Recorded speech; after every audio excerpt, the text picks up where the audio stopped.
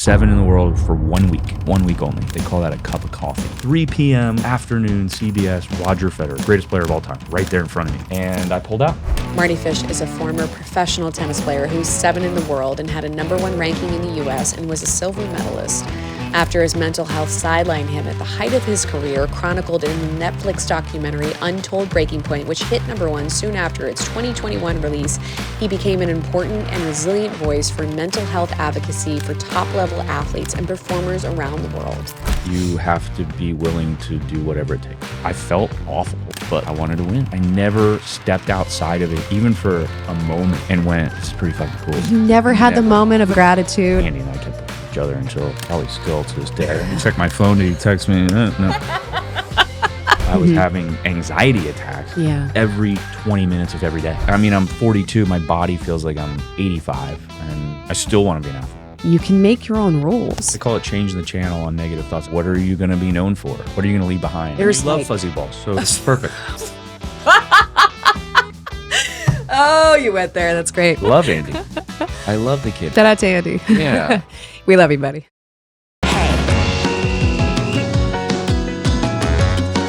It's a whole nother level.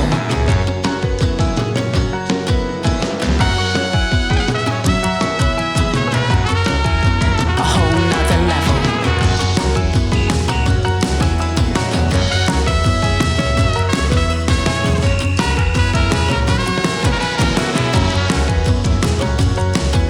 A whole nother level. Hi, friend. Hi. So I'm so excited to have you on. You are my childhood friend from 12 or 14, and I was your sister's doubles partner, and she was one of my best friends growing up. And you also were a legendary tennis player, 7 in the world.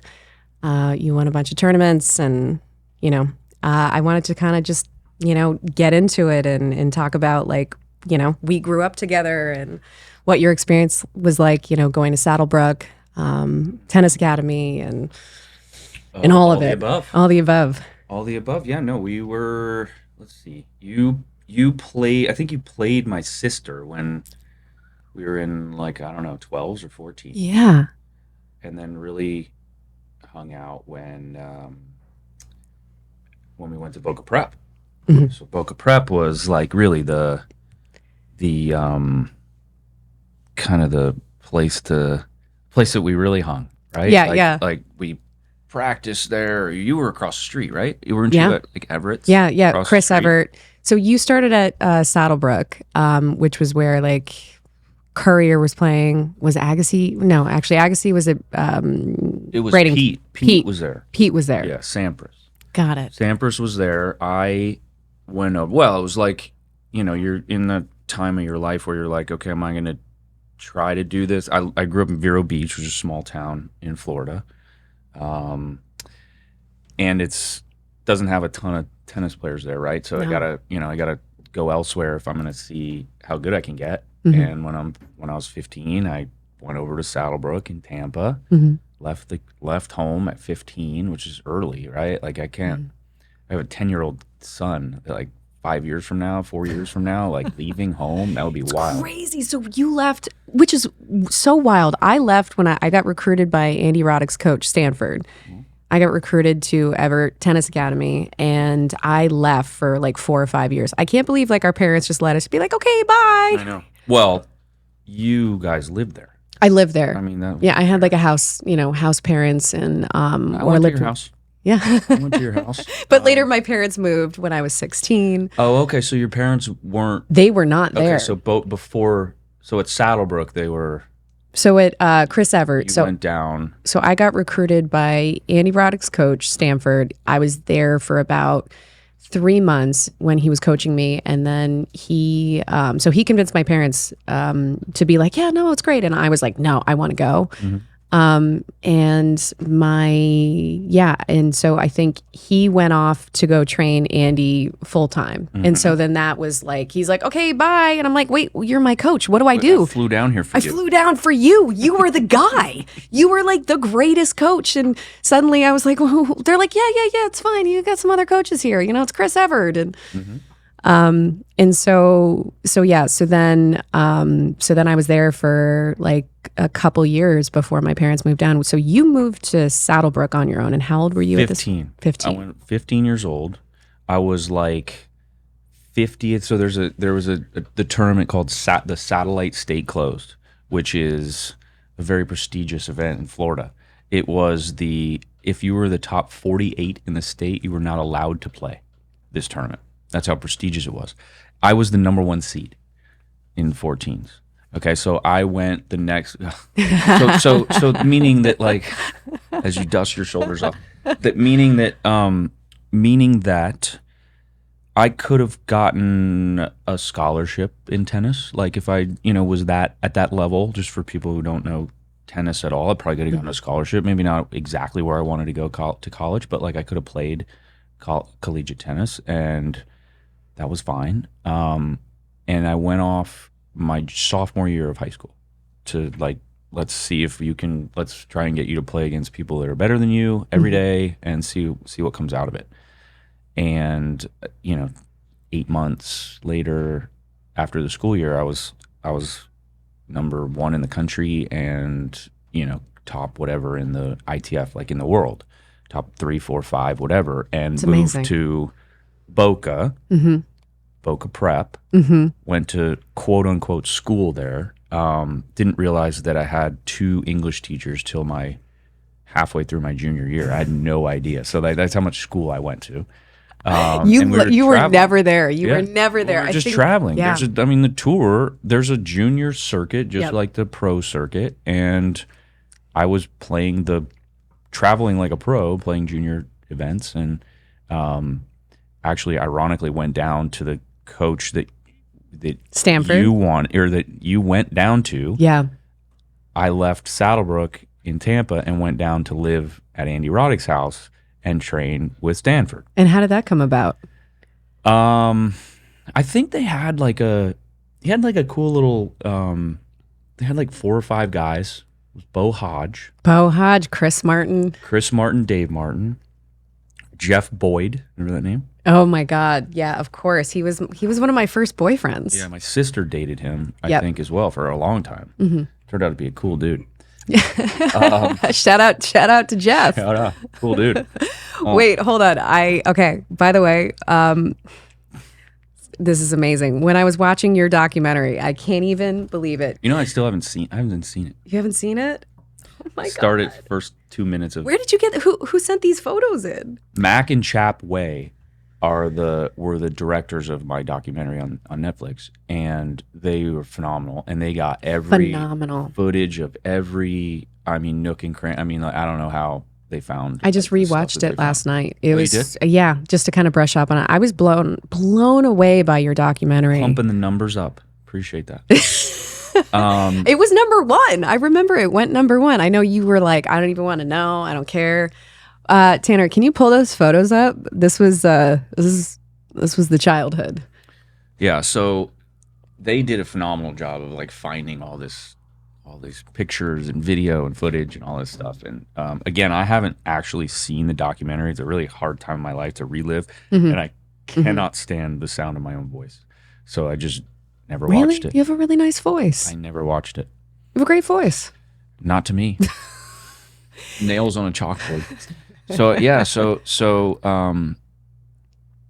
anyway, so I went down, used the coach that you wanted, stole him, sorry. And we had like 4 or 5 guys, and we trained, and we bluffed some school, and you guys all lived together. Did you guys live together? So you lived with Andy. I lived with Andy, John Roddick, Andy's brother, and Blanche and Jerry Roddick, who were actually phenomenal. I mean, they're everyone's parents are quirky in their own way, you know, or had this. Oh my God! Look at there's Chris Martin, there's Dave Martin, Bo, Skinny. you. So that's Andy. Stanford on the left. Oh my God, that's Stanford. Yeah, so that's Stan on the left, and John Roddick to his right or whatever next to him. Oh my God! Look at that necklace I have. What is that?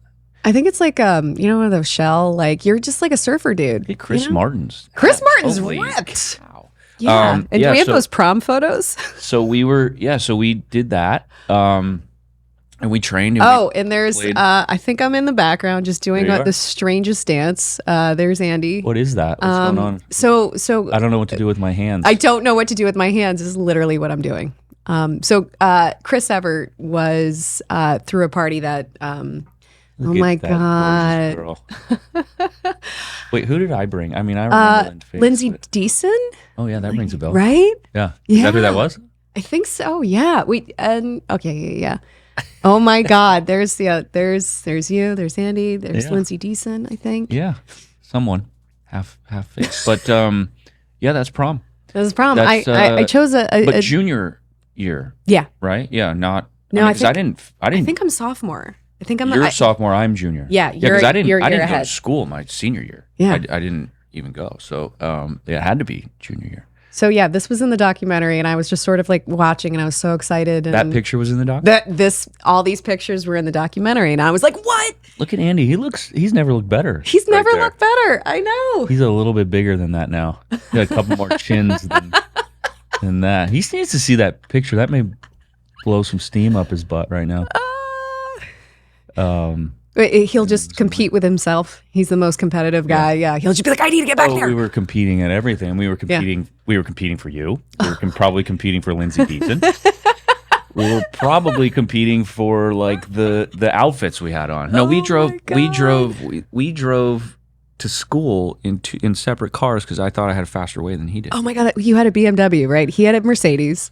And you guys would race, and everything was about competition with you guys. So what was that like growing up in the Roddick household? His father, who I loved, who came from like a military background, he was so sweet. He was very laconic. He said a few words, but he was very intentional and very sincere and very like kind. But he was like, you didn't want to mess with him, but like very respectful. Work ethic. I mean, that's why you saw Andy's work ethic was so good. Yeah. He was so good at handling the press and the stress of being the alpha in our generation, men's U.S. tennis at least. And yeah, I mean, so his dad would wake me up at 5 a.m. every morning and say, Marty, time to stretch every morning. I'm like, I'm not stretching today, Jerry. Sorry. So he would just like, time to stretch, wake you up. So 5 a.m. Hold on. He wouldn't even give you like, hey, I'm going to wake you up at 5. There's no like, so first time you're staying there, it's just like, this is the household. Every day. You're military. Every day, 5 a.m. And then what I would do is I would go practice before school and then practice after school. And so it was like, you got this. I remember that. Yeah, you got this. You couldn't help but develop this sense of like work ethic and like, I mean, you were gonna maximize like your talents, your skills, your body. Like, I mean, tennis is as you know, a really physical game without a non-contact physical game, and it's really hard on your body. And if you're not fit, it's equal parts fitness, equal parts mental toughness, equal parts just being good at tennis. It's all equal. And if you didn't have the physical side of it, you were going to be in trouble. Along with if you didn't have the mental side, or if you just weren't good at the sport, you were going to have trouble. And if you married all three of those together, you can have something special, or at least you can maximize whatever your God-given abilities are. And it turned out that we had a lot, and we were lucky, and we knew that, and so we went for it, right? We went for it. I mean, there were a lot of sacrifices, and they don't sound like sacrifices, but like we didn't have like. You went to college. I didn't go to college. Yeah. Like I didn't even go, again, I didn't go my senior year of high school. So like I didn't get that like fun, college experience. I didn't get it. I tried, I'd go up to see friends and stuff. I mean, one of my, my best friend growing up in Vero Beach and now still to this day is Jake Owen. Yeah. And Jake is a country music singer, and him and his twin brother Jared went to Florida State. So I would drive up to Florida State. I lived in Tampa. I would drive up to Florida State, spend the weekend there, or Halloween or something, do something stupid for 2 days, and then I'd go home and train, and they'd have to go back to school, and it was just a different experience. And so, when they had time off or when they were hanging out, partying, doing fun kid stuff, I was like doing like real, like adult work. shit. Yeah, like a job, like And when I turned pro, it felt like a job. Like it was like turned into a real job, and I was 17, so it's a hard, it's early, but I was, I was good enough to try and ended up working out. But there's a lot of, there's so many kids that try that stuff and sacrifice that whole thing, and parents uproot their lives and whatever, and it just doesn't work, doesn't work. And you're at least hoping for a use it as a tool for an education or something like that. And just sort of bypass that part.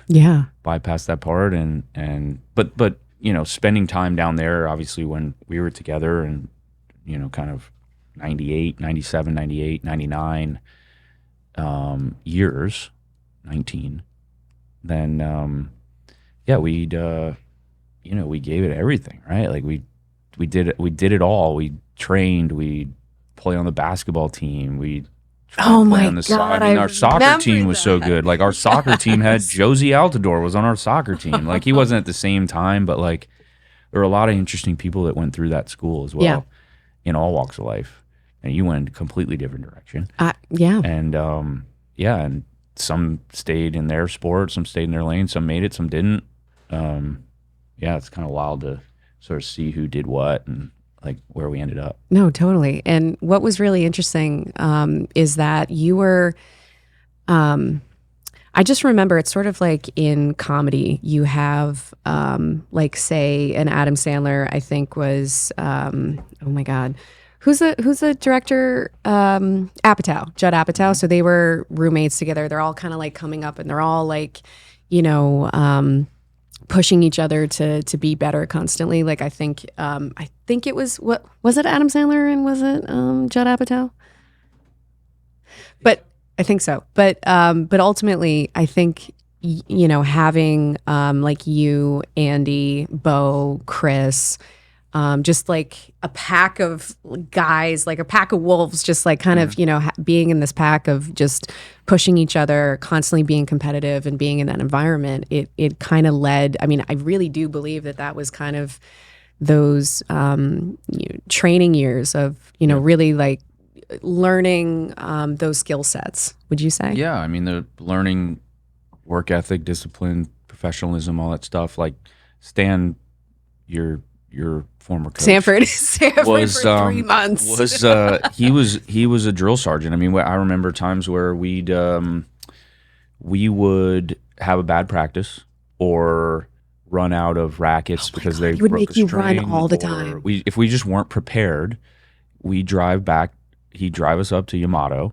He'd drop us off, and we'd have to fucking run back. Yes, I remember that he made Andy run. I did like it. Home. I had to do it. He made Andy run home like 5 miles or something crazy. Bo had to run. Bo Hodge had to run. Had to run a ton, all the and time. Jeff. Jeff Boyd had to run numerous times. But I had to do it once, and it's like, but he's also like, hey, you like just get back. It's not like, hey, just get back like by dark. Like it was like 45 minutes, or we're gonna do it again. And it was 6 miles and 45 minutes, and it was like you could do it, but it was like you kind of had to book it too. Like you couldn't really tank it. Like you had to kind of do it. So it was under 45 minutes. It was like just over 6 miles. And we just kind of I've never even run 6 miles. Really? Yeah, no, I've run maybe 5 or 3. But it wasn't, I don't even think it was like the fitness part of it. It was just like the discipline, the mental discipline of like being professional. Yeah. And that's where you learn, there's so many lessons that you look at throughout the years in your career where you're like, oh, that's where I learned that. And that's where I learned this part. And, some of it was, I didn't actually understand the the total professionalism and discipline and all that until I was like 28 years old. Yeah. But I certainly learned how to like prepare. I certainly learned when I was younger. I certainly learned like how to, how to pack a bag for a match kind of thing, right? Like, is this many rackets? You better have some extra string there. You better have some extra shoes in case your laces break. Just like any scenario, put any scenario on the court that happens. Extra clothes, in case it rained. Even though you're playing in California and it never rains, like just show up with an extra. So one of the things, you were always prepared for any scenario. Yeah. And a lot of that. And then those are your younger years where you're developing your skills and you're like developing like how you want to play. What are your weapons? What are your weaknesses? How do you hide the weaknesses? How do you get to your strengths? And then understanding the other person as well. And like, how do you, it's a game of problem solving. I mean, tennis is a brutally hard game, but it's one of the only major sports you leave the locker room, you're all by yourself. It's a non-contact gladiator game. You're the man in the arena. Yeah, it's just you and the other person, and you don't have to beat the entire draw. You just have to beat one person that day, and then you move on to the next one. And you don't even look at the draw. It doesn't even matter because you still have to play this person first. And so it was like just kind of learning those skills, and it was a perfect like sort of junior career in a way where I had we were some of the top players in the world in our age division, but we were also playing against each other every day in practice, the best players in the world. Yeah. So like we got to play against each other all the time and just push each other. And Andy and I kept pushing each other until probably still to this day. I check my phone. Did he text me? No. He pushing me something. But no, we pushed each other, and I would have success, and that would mean good things for him because he knew that, he'd want to be ahead of me and he'd have success. He won the US Open in 2003, and I loved that because I thought, if he can do it, I can do it kind of thing too. Turned out that I couldn't, but that didn't matter. But he, he did such a phenomenal job of handling all of that. A lot of pressure at that age, Yeah.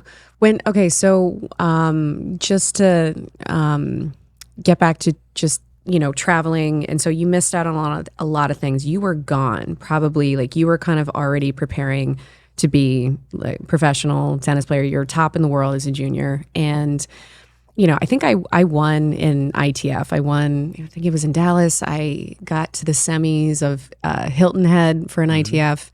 And I at one point I was like top 10 in the country, but I was like, I was like going toe to toe with people who were like 5 in the world in the juniors. Like, but I was, I hurt my back, and then I was like, I want to be an actress anyway. Like I was kind of like, because I think maybe at best, if I stayed healthy and everything, I would be like top 100, like at best case scenario. And I was like, I don't want to. That's not, I think I would be better suited. I always knew I just wanted to be an actress. But when you were living literally out of a suitcase, I did it for playing. I mean, I did that too, but not to the extent that you did. Like I still would come home, and I still I think I left for Italy for like a month, playing like the Italian Open and then the tournaments leading to that. And it was like, my parents were like, it's too much money. And you were doing that like all the time, like every tournament. You literally go from one tournament. So that's a very unique thing to never come home and to literally, I think I saw you like twice at school. Yeah. I never went again. Like, I mean, I didn't, I saw my report card and I had like 2 English grades. I had no idea why. Like, so I never went. No, I was like you though, in a way where I didn't have anything to fall back. I knew I wanted to be a professional athlete. Yeah. I didn't care what sport. Yeah. My dad played and teaches still to this day tennis. He's a tennis teacher. He tried to play at a shout out to Tom. Tom tried to play at love you, Tom. University of Minnesota. Tried to walk on there, and so he loved tennis. So he was integral in pushing me into that sport. And when I was younger, I excelled at golf as well and a little bit of baseball. So it was like, I didn't care. I didn't care what sport it was, honestly. I just wanted to be a professional athlete. So like you wanted to be an actress, I just wanted to be an athlete, no matter what sport. Like if you were to say like, okay, well now you're going to go try and play golf. Like, okay, like, that's what I'm doing then. Like I'm just going to play golf now. And I don't know, the tennis thing worked out.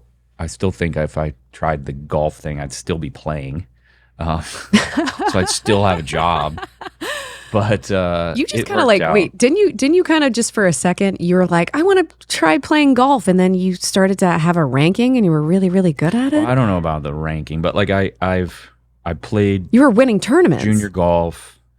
I'm not winning any. Like I'm winning celebrity golf tournaments. I'm playing against, former baseball players. Okay. It's not like I'm like beating like Tiger Woods out there.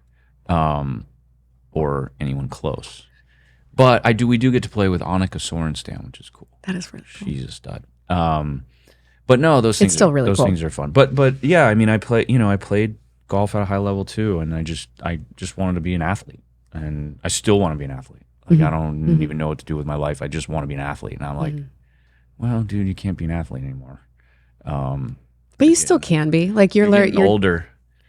I'm 42. My body feels like I'm 85, and my mind feels young, but like my body just doesn't respond anymore. So I can't really do it. So I don't do much. But you're doing martial arts. Like you're like kind of crushing doing Muay Thai and Jiu-Jitsu. Thank you. I love Jiu-Jitsu. So Jiu-Jitsu. So I've about 6 years ago started watching the UFC. And didn't really understand it. I was never a fighter growing up. Like I was kind of I was born in Minnesota, the Minnesota nice thing, and like I'd just be funny and nice and whatever. And oh, don't you know? Don't you know? And so, I just was so intrigued by the craft, by the technique, by the pain tolerance. I was just like blown away by mixed martial artists, and in any craft, right? Boxing, jiu-jitsu, Muay Thai, kickboxing, like just there's a judo, just any karate, Wing Chun, anything, right? And I it was one of those things. You know how you got like, I've done this. I used to do this, not anymore. I used to do this where I was like, I really want to learn another language, right? Like we're just dumb Americans. And during the pandemic, I thought, I was so ambitious. Everyone speaks English, so like, what's the point, really? That kind of thing. Wherever you go, and so you never really do it. It just never happens. And like, I've always like, or people go, I want to get in shape. I want to get in shape. It just never happens, right? And this time I was like, I want to try. I want to learn how to fight. I just want to learn how to defend myself. I want to learn a craft, like one of the crafts. So I just like started, fuck it, I'm going to call somebody. And like, so I called like the second or third person that I called. I got so lucky and found a guy named Matt Banshee who has a great business out here and an awesome teacher. And like, he was a former fighter, and we started with Muay Thai, which is just basically kickboxing with like knees and elbows. And I didn't know the first thing about throwing a punch or anything. Like I can watch on TV somebody just throw a punch, like anyone can sort of throw their right hand and like figure it out.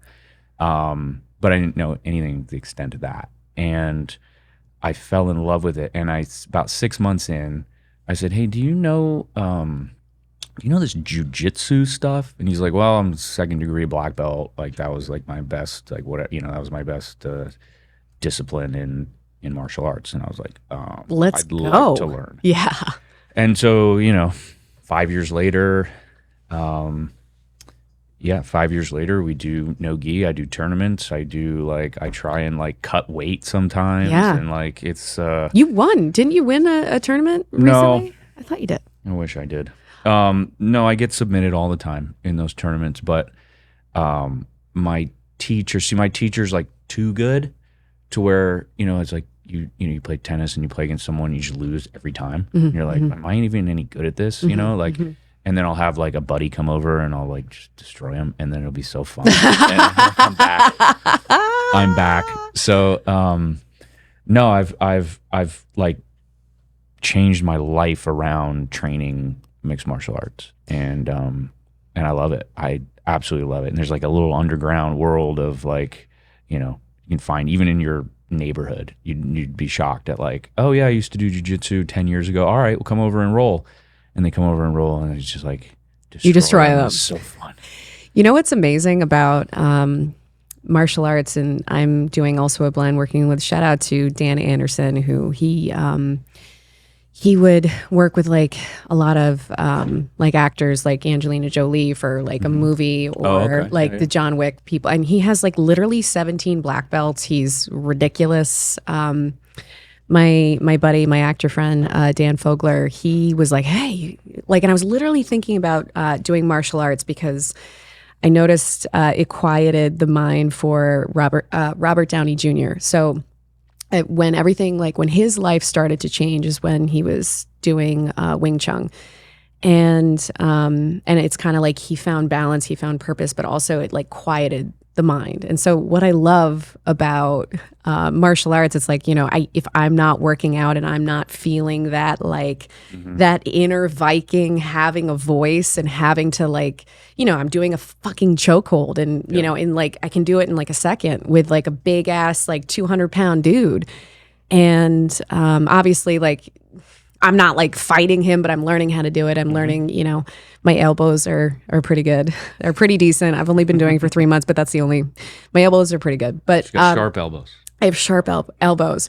But the one takeaway is like walking in the streets of New York where I just feel more confident, like as a woman. And I'm just like, it's a different, like I can take up more space. I feel like I'm like, let's go, motherfucker. Like, and that confidence, it's just sort of that your shadow you're having access to your shadow and having that, when I think of like the man in the arena, what we were doing is sort of like being savages. Like I know it's like tennis and you think, oh, but it's like, it's a really intense, aggressive sport. And it can be, there was a moment with Serena Williams where I think she went to a line judge or she's like, I'm going to rip your throat out. But I'm like, people were being like, oh, I can't believe that, blah, blah, blah. But dude, you can't have it both ways. If you want the people in the arena and you want savages, like you want like badass people, that's what you're gonna get. And like you're not playing pickup sticks. You're not playing, yeah. Yeah, this is real sport. We're playing for a lot of money. We're playing for a lot of history and all that stuff. And yeah, I mean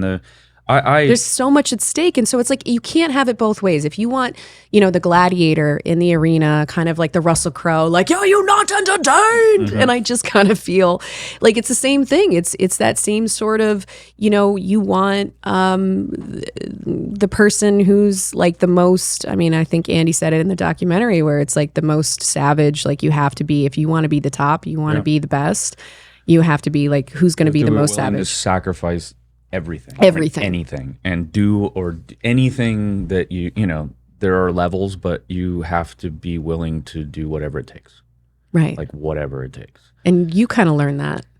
Definitely but I think back to the MMA for a second, like the because you mentioned something when the You're confidence that it shadow. gives you, the confidence that it gives you, not about fighting, it's about like walking into a room by yourself with your shoulders back going like, I can handle this. I highly, highly, highly recommend everyone do some sort of martial art. 1,000%. Boxing, whether it's jiu-jitsu, is really fun and like a fun technical thing that if you don't know what you're doing, you have no chance. It's like fighting a child, like legitimately. Like you have no idea what they're doing and like it's really fun. The confidence that it gives you, the inner confidence, the discipline rolls in and spills over into like everything else that you do in your life. The pain tolerance, that was something that like, I'm a tennis player, like like a real softy tennis player. Like that hurt, dude. That kind of thing. When you kick bone to bone, you go shin to shin and it's like you can't put your foot down. Like you better put your foot down because the next punch is coming fast, that kind of thing. And so it's like, understanding pain tolerance and understanding it's just I can't recommend it enough for anybody, like in any genre, for self-confidence. Yep. Just to like, I can handle this situation. Yeah. And it's not, again, like, it's not about like, oh, I can handle this because like I can take that guy down and that guy. Yeah, that's not what it's about. And that's, whatever. It's not. That's a lady. All. Yeah. Well, I'm not going to hit her. So, it's like those situations that you put yourself in, like you're so much more confident in them. I wish that I had these skills in high school. High school is kind of a tough middle school, that kind of thing. And I've got a 10-year-old boy and a 7-year-old girl now. And my 10-year-old, I mean, I'm on it with him. Like, you're going to start doing this soon. Yeah. And I'm going to teach you some things, and I'm going to have a teacher come and all that, and you're going to thank me because, eventually you're going to thank me, not in the moment. I'm going to hate that. And you better thank me. No, just understanding, like, again, like understanding how to protect yourself, but also like the self-confidence that it gives. It's amazing. Absolutely amazing. Yeah. And there's more people that do it than you think. It's like, there's a lot of people that do it, a lot of people that do it that are afraid to compete. There's a lot of people, I know black belts that won't do tournaments. I love doing tournaments. I love competing. So I don't have it anymore. Like I'm finding like any competition I could find and do it now. Yeah. The one thing also that I wanted to touch on with martial arts is, for me, it like, I don't know how to say this, but there was a moment when I had to do a chokehold, or I had to like do the guillotine, or and I'm like, fuck, like I don't want to hurt you. Like I'm like having to grapple with that, and I'm like literally like, I don't know, like what if I can't, and it's so interesting because when I get hit, I like I'm like, it like gives me permission to like go for it. Yeah. Because I'm like, I don't want to hurt you. It's fine. Like, I'll just, but the minute that I get a little hit, I'm like, yeah, bitch. It like ignites that Viking, and I love it. Like, I kind of like getting hit. Like, I'm kind of, which is weird, but it is weird, but it's like, it's how it is. Like, it's just like, is that the same for you? Yeah. Just hit me. I wanted you to, go harder. And I did have to spar with this guy, and so I'm sparring, and I'm like, dude, I'm gonna hurt you, and I don't want to. Like, it's that. You're not going to hurt them. I did.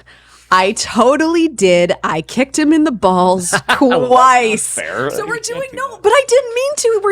We're doing kicks, and I'm like trying to kick him. And I'm like, I don't want to like. That's and a foul. He went in the wrong direction, and I was like, damn it. So no balls. Why are you going straight up the middle? No. So he went like, so instead of so I was trying to kick him from in the back, like, right, but instead he went this way, and it just went boom, like pow in the balls. He went wrong direction. And so I was like, damn it. And I had to get over that. And he's like, it's fine. It happens all the time. And he's like, I didn't go down. I almost went down. It was so close to going down. It was really bad, but I didn't. Yeah, that's one good way to get somebody down. Kick them in the nuts. But I had to kind of grapple with that. And it was sort of like, shout out to Xavier, but Xavier was like, he's this gentle, sweet man, but he basically was saying, he's like, you have to, like, this is the place to fight your demons, like, to kind of to get it all out, to grapple with those things. There's something about throwing a hand and throwing it at a punching bag or a mitt or something. It's so visceral. It's that like inner part of us. Okay, now back to this documentary that just was so mind blowing, and you kind of, I feel like you articulated, even though I know you haven't seen it, but. Take my word for it. You articulated best of, sort of this journey. And I feel like a lot of athletes have been going through. So there's this really great quote that one of my best friends in this project, she wrote. So she's like, it's a female kicker in the NFL, and it's like one of the opening scenes. It says, and it kind of sums up, I think, the experience of being an athlete, which is people say we do it for the glory or the love of the game, for fame, money, grade A pussy, but that's all bullshit. We do it because we're obsessive, ego-dependent masochists who'd rather break our bodies than sit with our thoughts in those minutes between the whistles and the few moments in our lives we ever let ourselves be free. Or maybe that's just me. So it's sort of like, we're I had to learn to be so tough. And I was such a sensitive kid that you could never cry. You could never, I mean, it was only okay to like throw your racket and be angry. And I had so many like moments like that of being super tough on myself because I thought, okay, if I'm tough on myself, then I'm not going to have to deal with it with anyone else, you know, like coaches or my parents, you know, because when you feel that kind of sense of pressure. So coming into your pro career, so you're, so you and Andy, you guys like play off in, what was it, Cincinnati or? 2003, we played in the final of Cincinnati. Cincinnati is a big, kind of like there's 4 Grand Slams and then there's 9 Masters events, they call them. And of the 9, Cincinnati is one of the ones that precedes the U.S. Open. And, you know, it's obviously a huge tournament. It's in the States. It's hot. Its courts are fast. Like all the above for myself and Andy.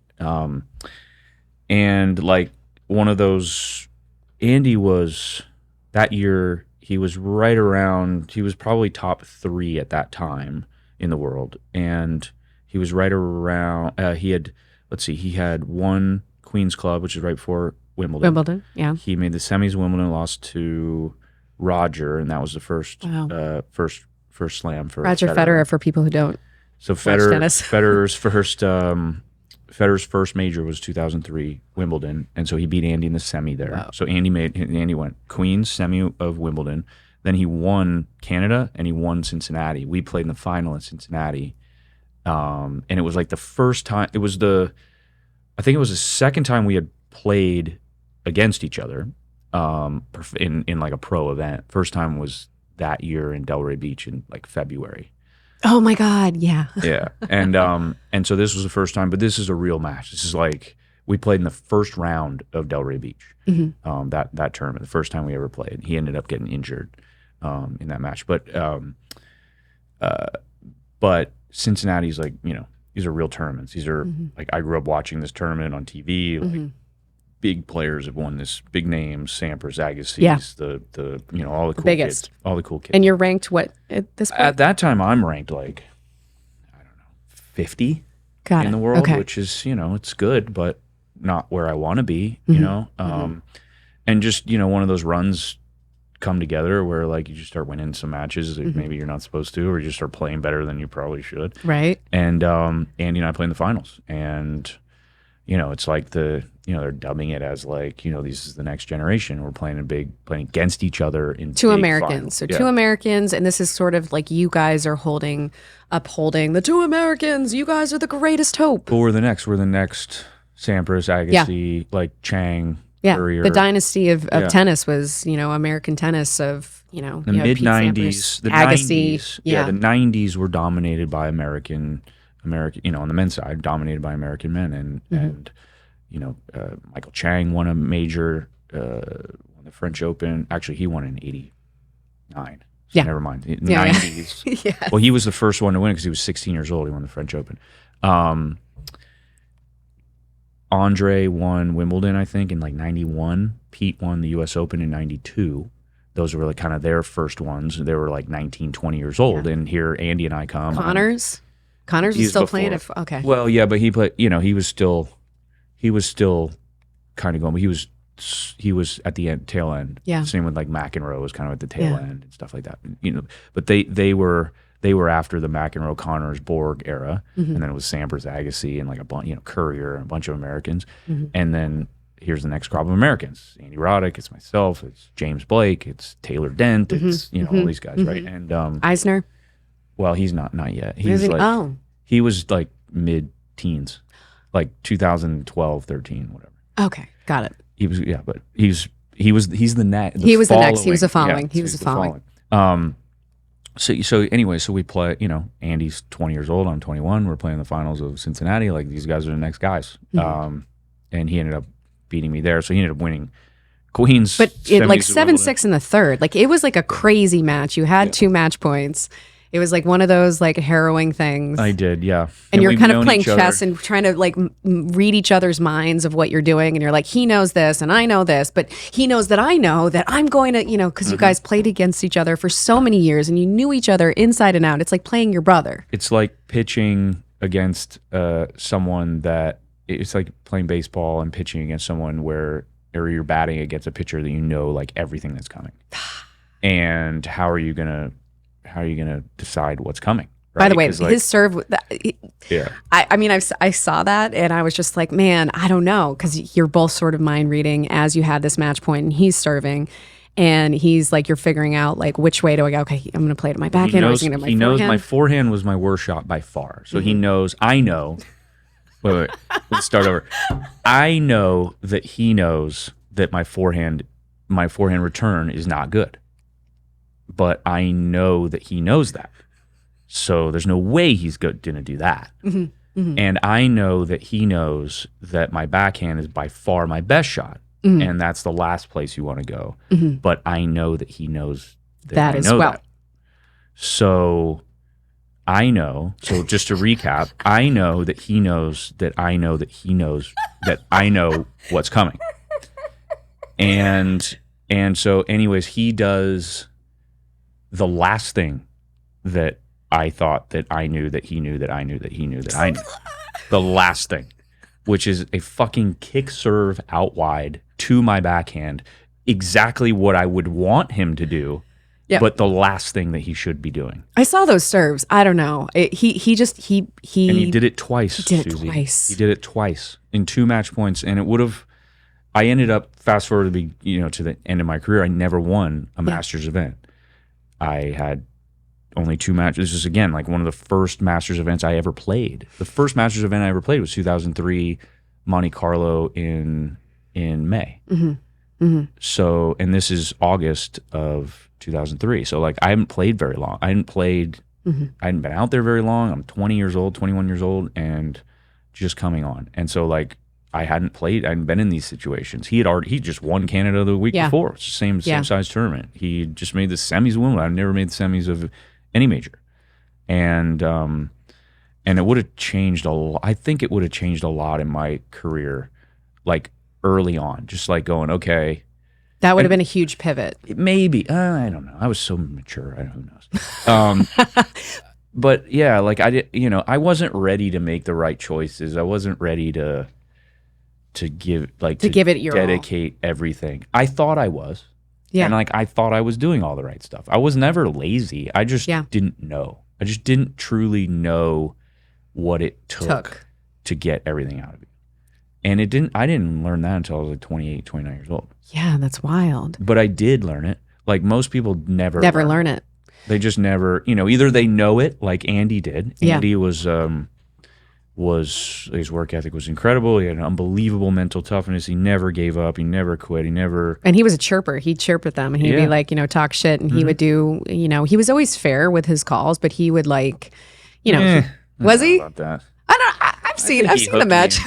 I think he hooked me in San Lando in you know where San Lando is.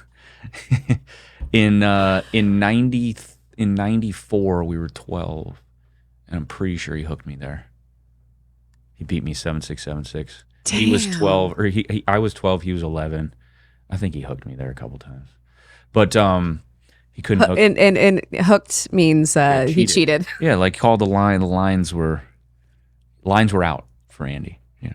No, kidding. I feel like we're ripping on Andy. We love Andy. I love the kid. So shout out to Andy. Yeah, we love you, buddy. So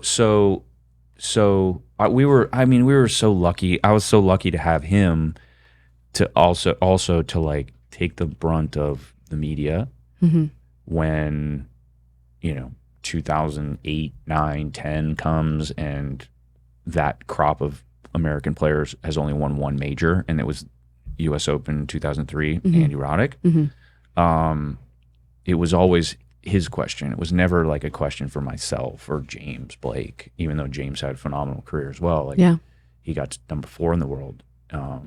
And like he never really had to deal with that either. It was Andy, like always on the front of it, and he was always good with the media. So he was a great super witty, super smart. Yeah, he's quick witted and witty. He would have the one liners. He was a showman. Yep. Like the thing about Andy, since I remember growing up, like my mom was like, he's so funny. Like we would just laugh endlessly because he could have been like a stand-up comedian if he wanted to, because he's so quick and he's so fast, and like he's very charismatic, and so he's a showman. He had the game. He had like the fun game. He had this huge serve. He had 155 mile an hour serve. And the only reason I remembered that was because he named his boat 155.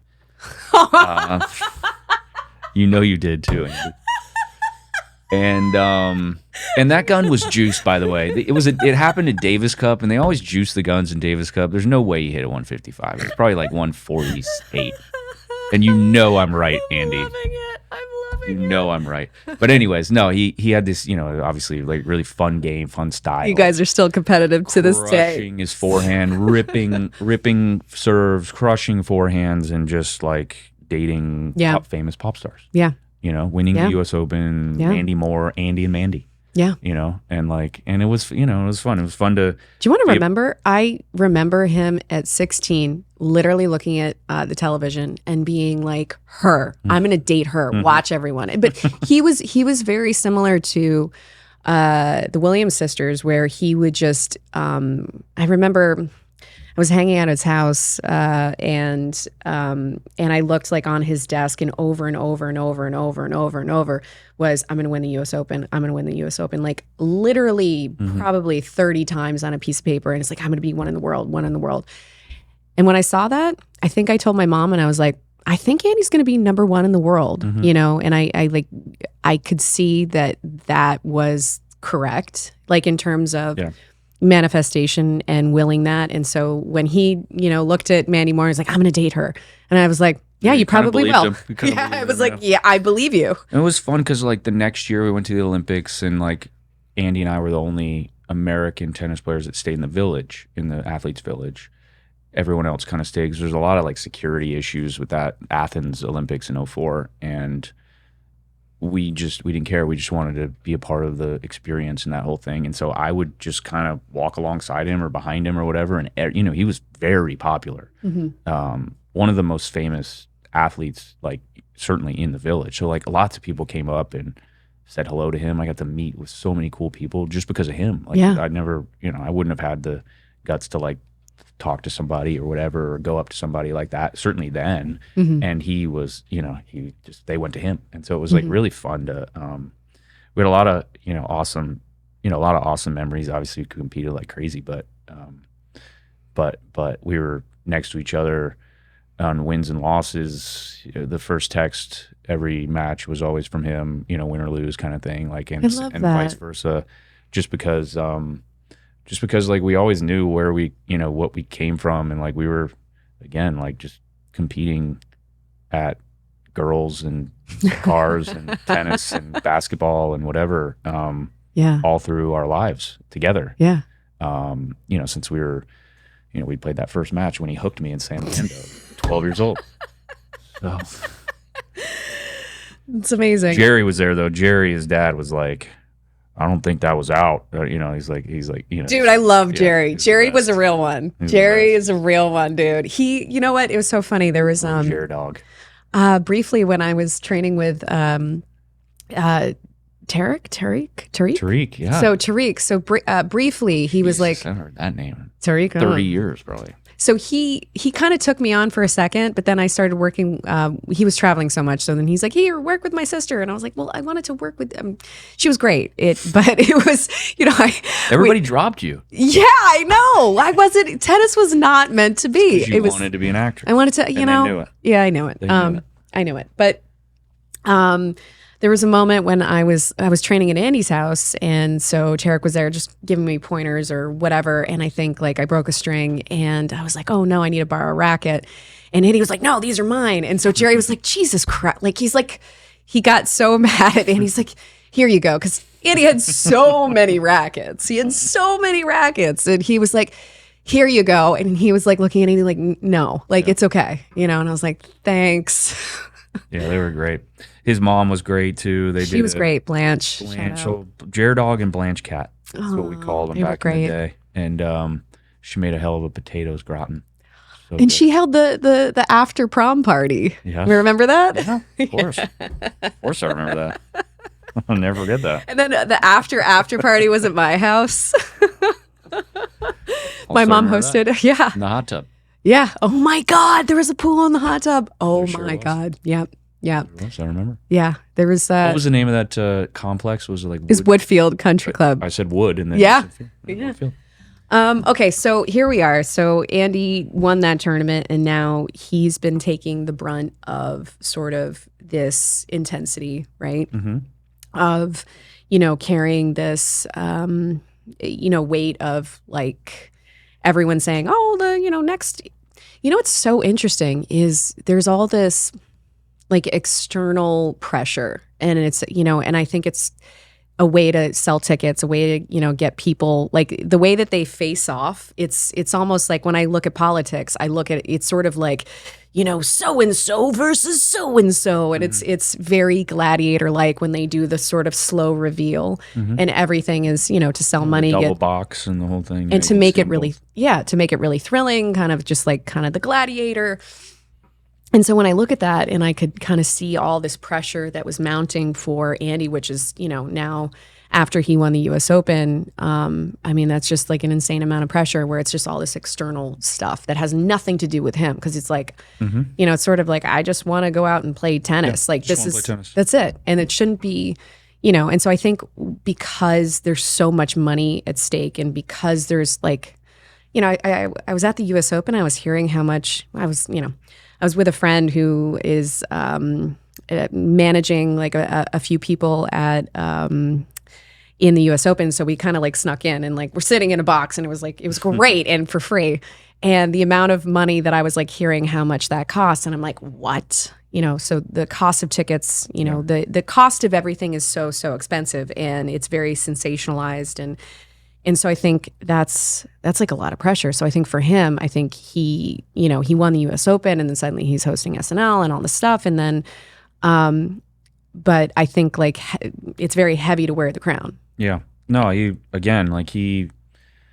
handled all of the negative media, all of it. Like he's, and like a lot of times he'd just kind of go, like, why haven't you guys won more majors? Why haven't, whatever. He's like, well, I have, so why don't you ask them? Like, and they wouldn't. They just keep asking him because he was the, he had all the like you said, he had all the one-liners, he had all the, and he was great with the media, and so that part was difficult, and that was part of my, kind of future issues. And then that was what started happening to you. So when he talked about this, so I think we kind of touched on this, but to be more specific, you didn't realize what it took. Like to in order to be number one, in order to be the best. And there's kind of this that Andy talked about, that there's this savageness, this ruthlessness that you have to have, that we were talking about, that you have to do whatever it takes, that you're going to stomp on somebody's face to win the match. And so when did everything sort of click for you when you were like, okay, I need to unleash this savage within me? And how did you connect those dots? It was, so I had a knee issue, still have a knee issue. I have lots of knee issues, lots of body issues, but had a knee meniscus issue in 2009. 2008 US Open was my best US Open and made the quarterfinals, lost to Rafa Nadal in a long match, night match kind of thing, really fun, great tournament. The next year I went back and I couldn't play because of my knee and I had to pull out and had ultimately to have surgery a couple weeks later and fix the problem and just kind of move on with my career. And at the time I'm going through, 08 was a fine year, I guess, kind of finished 30 in the world or something. I would have these results and then I would go away for like a month or like 5 tournaments and just wouldn't compete well, or physically I wasn't able to compete for a long time. I just wasn't fit enough. And like, I never felt like I had that. It was, again, like, it was always one of those things where, like, I want to get in shape. I want to get in shape. I got to get in shape. I want to get in shape. But I think I'm doing the right stuff. And, like, every once in a while I'll play a match where, like, I'll beat Federer in Indian Wells, and, like, I'll be fine. Like, I'll just convince myself, like I'm doing the right stuff. And then I would have that tournament, beat Roger or make the final of Indian Wells, and then go off and not win another match for 2 months on clay, because I wasn't physically fit enough. And, like, ultimately it came down to, like, one of those situations where you're looking in the mirror and you're like, this is your time, dude. Like, now or, and that's such And you were a 28. cliche. You were 28 this It point? was 2009, so it was like, let's see, carry the 2. I was told there was no math. I was 28 years old at the time, and it was, people say, like, oh, I had that, like, aha moment. I looked myself in the mirror, and I legitimately did that. I was legitimately, like, going, like, talking to myself, going, like, this is it, dude. Like, this is your chance. Like, you have now 3 months until you're not playing. You have enough time. Like, are you going to do it? This is up to you. Yeah. And I was, again, like, 35 in the world, nothing, not terrible at all. Obviously, Yeah. great. You're making a living. I'm it's making great. a living. I'm a professional athlete, like I always wanted to be. Right. And I'm playing tennis, and it's a nice gig. Yeah. And that was kind of like the goal at the time. You're like happy to be, you're like, hey, this is great. I'm making a living at this. This was like what I wanted to do. Yeah. But then there was another level where you're like, how did you realize that you had way more to give? I didn't know. I didn't know what it would do. So I wanted to get fit. Like, that was it. Like, I have to get fit. My tennis is fine. I'm very talented. I was a talented player in terms of, like, skill set wise. I had great hands and touch, and, like, I could pretty much do whatever I wanted with the ball. Yeah. I just didn't, like, I wasn't like there's a couple types of athletes. There's like a LeBron James, or like you just jump out of the building, crazy athleticism, whatever, right? Like, just run, jump, sprint. It's like Michael Jordan. Yeah, like crazy athleticism. Crazy. That was not me. I was the athlete that's like hands and feel. I was like born in a bar where, like, I can play pool and darts and ping pong and like the handsy, say, baseball, hitting a baseball, and hand-eye coordination, and tennis, golf, like, feel and touch, all that stuff. That was the type of athlete I was. And I couldn't really rely on, like, my speed really or anything like that. So I really had to work hard on my fitness. So we hired a chef. We found, like, a lady from, like, Guatemala, not like that kind of chef, like hired a chef, like that, like and he's making me, like, but like Tom Brady, food. but Tom Brady shit of, like, he was approaching that same way in terms of, like, I need to eat the best food. I need to really do this to the full capacity. Everything that I put in my body for 3 months was on purpose, whether it was liquid or food, regular food. You were, like, basically starving. I was I was starving for the first 6 weeks, starving every day. It was brutal every day. But we calorie counted everything. We had it down to a science. I had a physio named Christian Lacasio, who's still, I'm super close with, and they changed my whole lifestyle around. Discipline got different. It flew off. So I was 206 pounds, 6'3", 206. Which, like, walking down the street and you'd be like, no one would go, oh, look at that guy over there, he's overweight. Look skinny. You totally look skinny. That was what blew my mind. It was more of like, look at that guy, he's overweight. No, that's not what it was. More like, that guy's he's a professional tennis player. Okay, he probably doesn't, doesn't move very good, but I had kind of I had kind of a small tire around my waist, like most people do, but I was a professional athlete, so I wasn't allowed to have, like, I shouldn't have had that. So, anyways.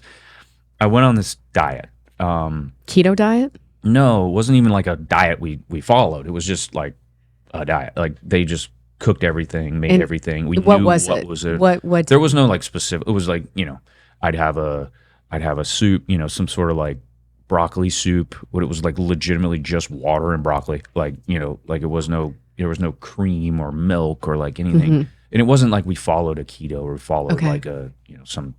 Was it meat? Was there a lot of meat? Yeah. There was a lot of vegetables? It was just super, super healthy. Great. And it was portion controlled to where the first, like 8 weeks, I was rehabbing a knee as well. So like I couldn't exercise. So I couldn't burn any calories. So we guesstimated I'm burning 1,800 calories just existing. I'm walking up and down the stairs every once in a while because of this knee. So like I'm not doing, and I'm just rehabbing the knee and I'm watching baseball on TV like every day. That's what I'm doing. Great. And yeah, what a life. And, and so the first like 6 weeks, it just flew off and it just got fun. And it got to where like I lost 20 pounds in the first 6 weeks just right away, like just fell off. And then it got so fun that I got like religious with it. I got like religious with like how I trained so diligently, like how I trained. I remember getting on the treadmill and just feeling like a feather for the first time in my life, like just gliding on the treadmill. Wow. And my physio would sometimes he'd just put me on the treadmill. He'd push 7.5 on the miles per hour, and he'd go, "Okay, I'll be back later." And he wouldn't tell me like when he's coming back or like anything. He just sometimes he'd come back 30 minutes, sometimes it'd be an hour and 30 minutes, and I'd just be running. And Wow. it was a mental thing and a physical thing, obviously. And it was just I trained with a heart rate monitor on, and how fast could I get my heart down in 25 seconds, which is in between points, and just do that over and over and over again. How high could I get it? How quickly down can I get it? And how breathing technique. Super diligent with how I was training. I felt like I was training and fitter than any athlete in the world. Whether I was or I wasn't didn't matter. Yeah. I physically thought believed that. it. I Yeah. believed it. How many hours were you wholeheartedly. putting into this? Like, 'cause you had no time for anything else. I chose not to have time for anything else. Like Yeah. I my wife would say, "Do you want to go to a movie tonight?" And I'd think about it and I'd go, well, it starts at 8 and there's previews and like, so it's really going to start at like 8:25 and then it's a 2-hour movie. Not out there by 10:25, 10:30 we'll call it. Then we get in the car and we drive home, and then I get to bed at like midnight, and I got to practice at 9 a.m. tomorrow. So it means I got to get up at 7:30, blah, blah, blah. And then you're not 7 getting- hours, that's not enough. That's not enough. So how no, how can't often go. would you sleep? Like, what is 9 hours at 9. least? Yeah, at least 9. I'm a big sleeper. Me too. I love sleep. I love sleep. Yeah. Ugh. So I came out of that, went to Australia that year. We start the year in Australia. By the way, hold on. Year. Total sidebar. Doesn't Federer sleep like he was sleeping like 10 hours a night or 11 or something crazy? Yeah. Well, recovery's huge. Recoveries. And that's the way you recover. Recovery's huge for any genre, any work, any like CEOs of Fortune 500 companies. You better believe they sleep. Wow. They recover. They have time for themselves. Like the people that are out there working 20-hour shifts and stuff like that are I don't the ones that understand are it. starting at the bottom and they're trying to work their way up. The ones that have gotten there and have worked their way up and all that stuff, they may have done it back then. They're taking care of their mind, their bodies, very diligent, very smart, all of them. Side note, but so I lose. I end up 172 pounds. I lose 34 pounds. I thought I set out to lose 15, 20, maybe at the most. Yeah. 20 came, like I said, like the first couple weeks. Yeah. And I didn't know how it was going to translate, but I knew I was different. Yeah. I knew You could feel it. I knew I could train longer. I could work. My forehand was my worst shot, like I said. I could now train my forehand, just go cross-court forehands for hours and hours and hours if I wanted to. Wow. I could do side to anything side on the tennis court, side to side forever. I'd start having train off seasons or training blocks. I'd bring 3 people there because they were like, I'd just go through, I'd have one guy for 2 hours, another guy for 2 hours, another guy for 2 hours, and just blow right through all of them. No problem. And you did also hyperbolic I did that. hyperbaric chamber. I did that. I broke a rib serving, of all things. Cracked a rib, and I had tried to sleep. That was sort of the summer of 2009 when I had my knee issue. Oh my God. Yeah, Davis Cup against in Croatia. How do you crack a rib? Like a fracture, yeah, like a hairline fracture in a rib. So painful. But I kept playing. It was a Davis Cup, and you can't you're never gonna pull out. We had James Blake and I were on that team, and the Bryan brothers.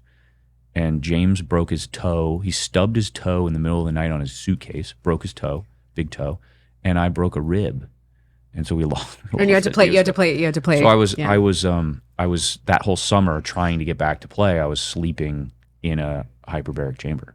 Wow. It was wild. And how long, what's the recovery time for that? Because I'm so fascinated by that. Like, total sidebar, I really want to get into that. And does it work, and how effective is it? I mean, it is supposed to heal bones, supposed to heal quicker. It just gives your body more oxygen, like crazy oxygen. Wow. I don't know if it worked or not. But because I wasn't able to placebo play. effect. Yeah. You know, like I didn't end up, I had to pull out of the US Open anyways. But part of that was the knee. Part of it was because I was too heavy, like carrying around, running around on a knee on concrete for, 4 hours every day, all day, kind of thing. It had an impact. So anyway, so I knew I was different. I just didn't know to what extent. Yeah. And I played one match in Miami, which was like March.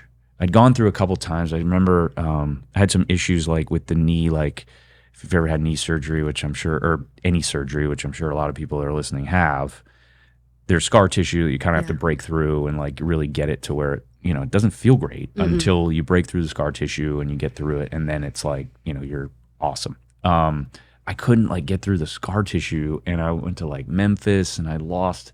Was like down like 6-0, 3-0. I remember some guy in the crowd is like, "Come on, Fish, try harder," and I'm like, as if they know that like I love the peanut gallery right? where they like, always as if they know, as if they had, obviously they had no idea like what I had done, like sacrificed like I had worked so hard to get back and to lose the weight. I mean, I looked like a completely different person. I felt like a different person. I looked like a different person. And I just, again, like didn't know how I was going to translate on tennis court. And like, this guy's like, it's like, I'm like crying on the changeover. I'm like, is this ever going to happen? Whatever, like bat, like, Fuck, am I doing the right things? Is this ever going to happen? What is my life going to turn into? Like, blah, blah, blah. Fast forward to like March in Miami, tournament in Miami at Key Biscayne. I play Andy Murray in the second round, win one match. He got a bye. So we play each other. His first match, my second match, and he was a defending champion. He was like number 1 or 2 in the world at the time, and I beat him. And I beat him like 6-4, 6-4, like pretty quick. Yeah. And like, and it was just different. It was like you could feel it. You could feel the shift. I didn't have to worry about like, oh my gosh, I have to play so good to even compete against this guy. I could beat him, but I have to play really good. It was not that. It was like, I can compete with this guy no matter what. If I play bad, if I play good, whatever. And just you're light as a feather. And so I not only did I beat him, then I won like a couple other matches where I was like, that never happened. Where I was like had one big win and I'm like satisfied and mentally like I'm like, oh yeah, good job, and like everybody's saying great job, and then you lose the next day and it's like, oh, what the fuck. I was terrible on clay. Went to the French Open, played a guy that I had no business, even certainly before this year, would lose to him in straight sets. I had no business like being a clay court player and like physically being able to last. Yeah, we were all hard court players. Like Andy, you were fast court we player. Grew up. Yep, that's what we grew up on. That was my game. That was my style. I came to the net. I was an all court player. Whatever.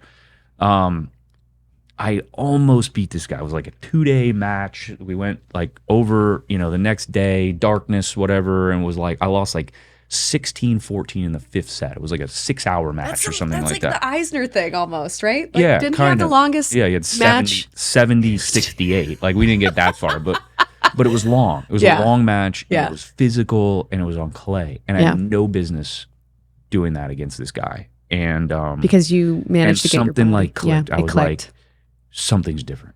Something's different. And from that match, I went to a tournament, a grass court tournament in London. You played a friend, right? Was that a friend? That's a couple later. Okay. Couple tournaments later. So I make the finals of the Queen's Club, and like I get to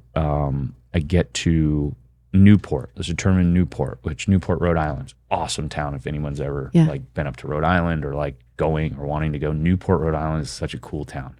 Little seaport town kind of thing. And New England seaport, sea town. And clam chowder. And I don't know why I just said that.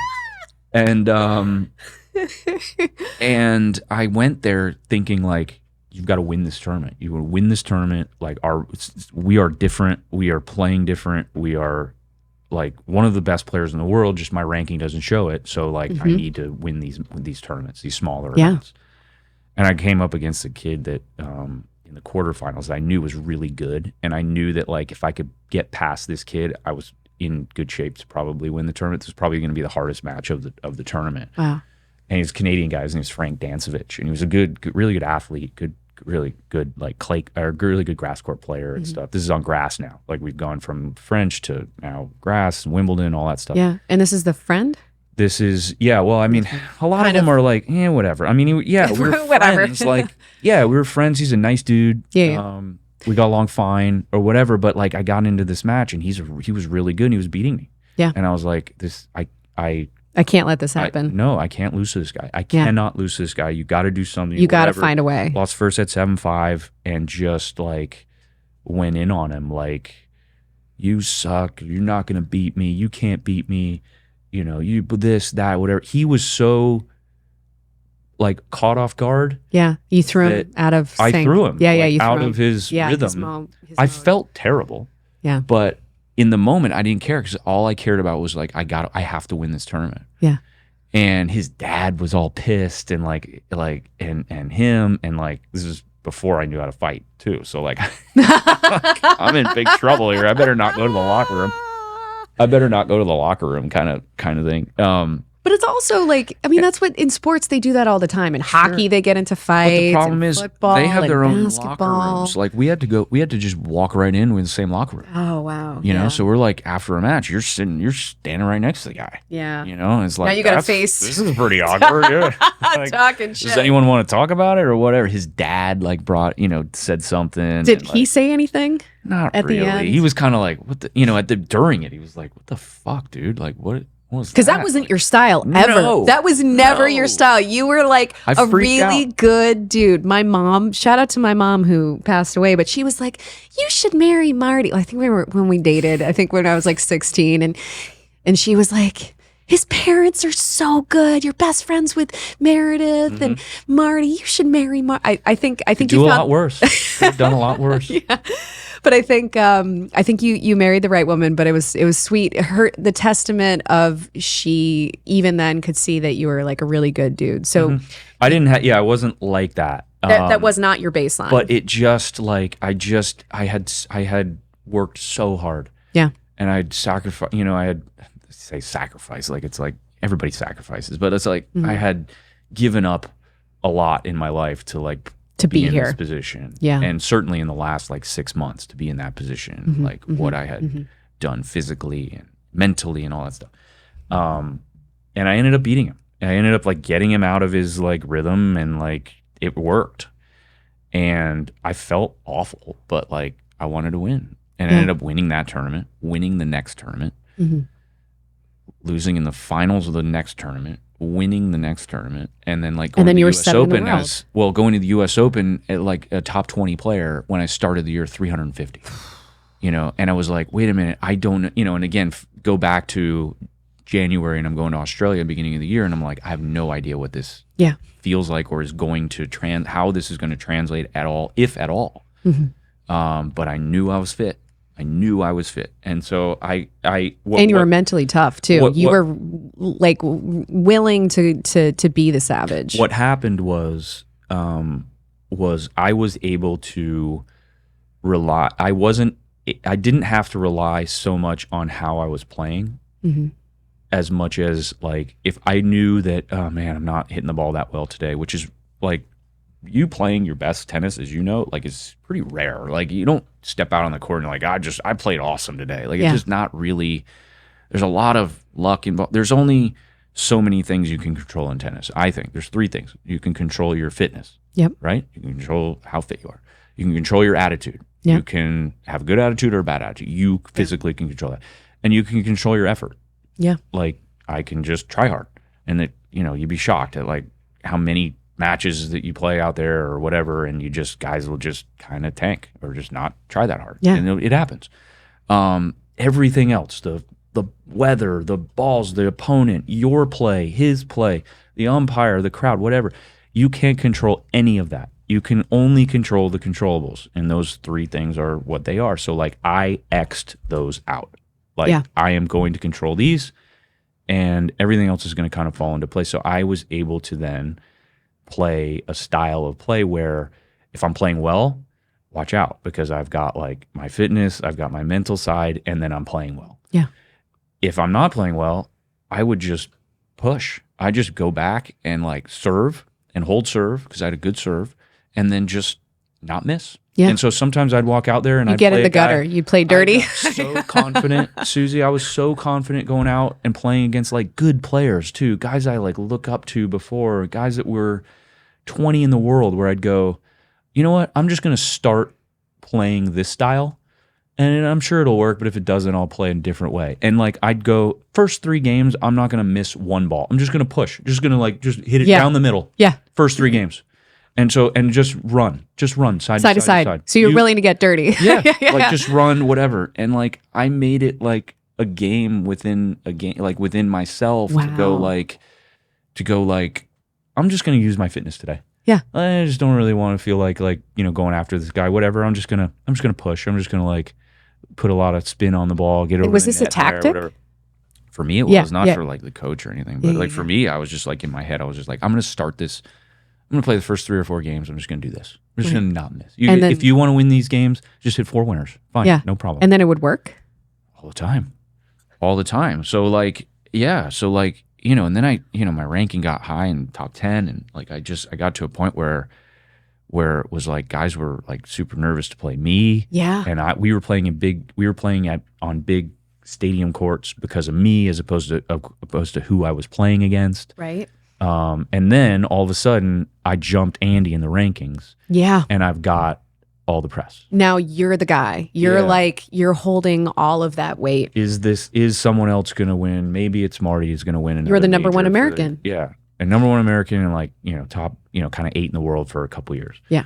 And, expectations changed to where I was like, okay, whereas previous, like if you make the 4th round of a Grand Slam, awesome result, tons of money, tons of points, good accolades. You won 3 matches in a major, like you were there pretty, there's only 16 people left, like great result.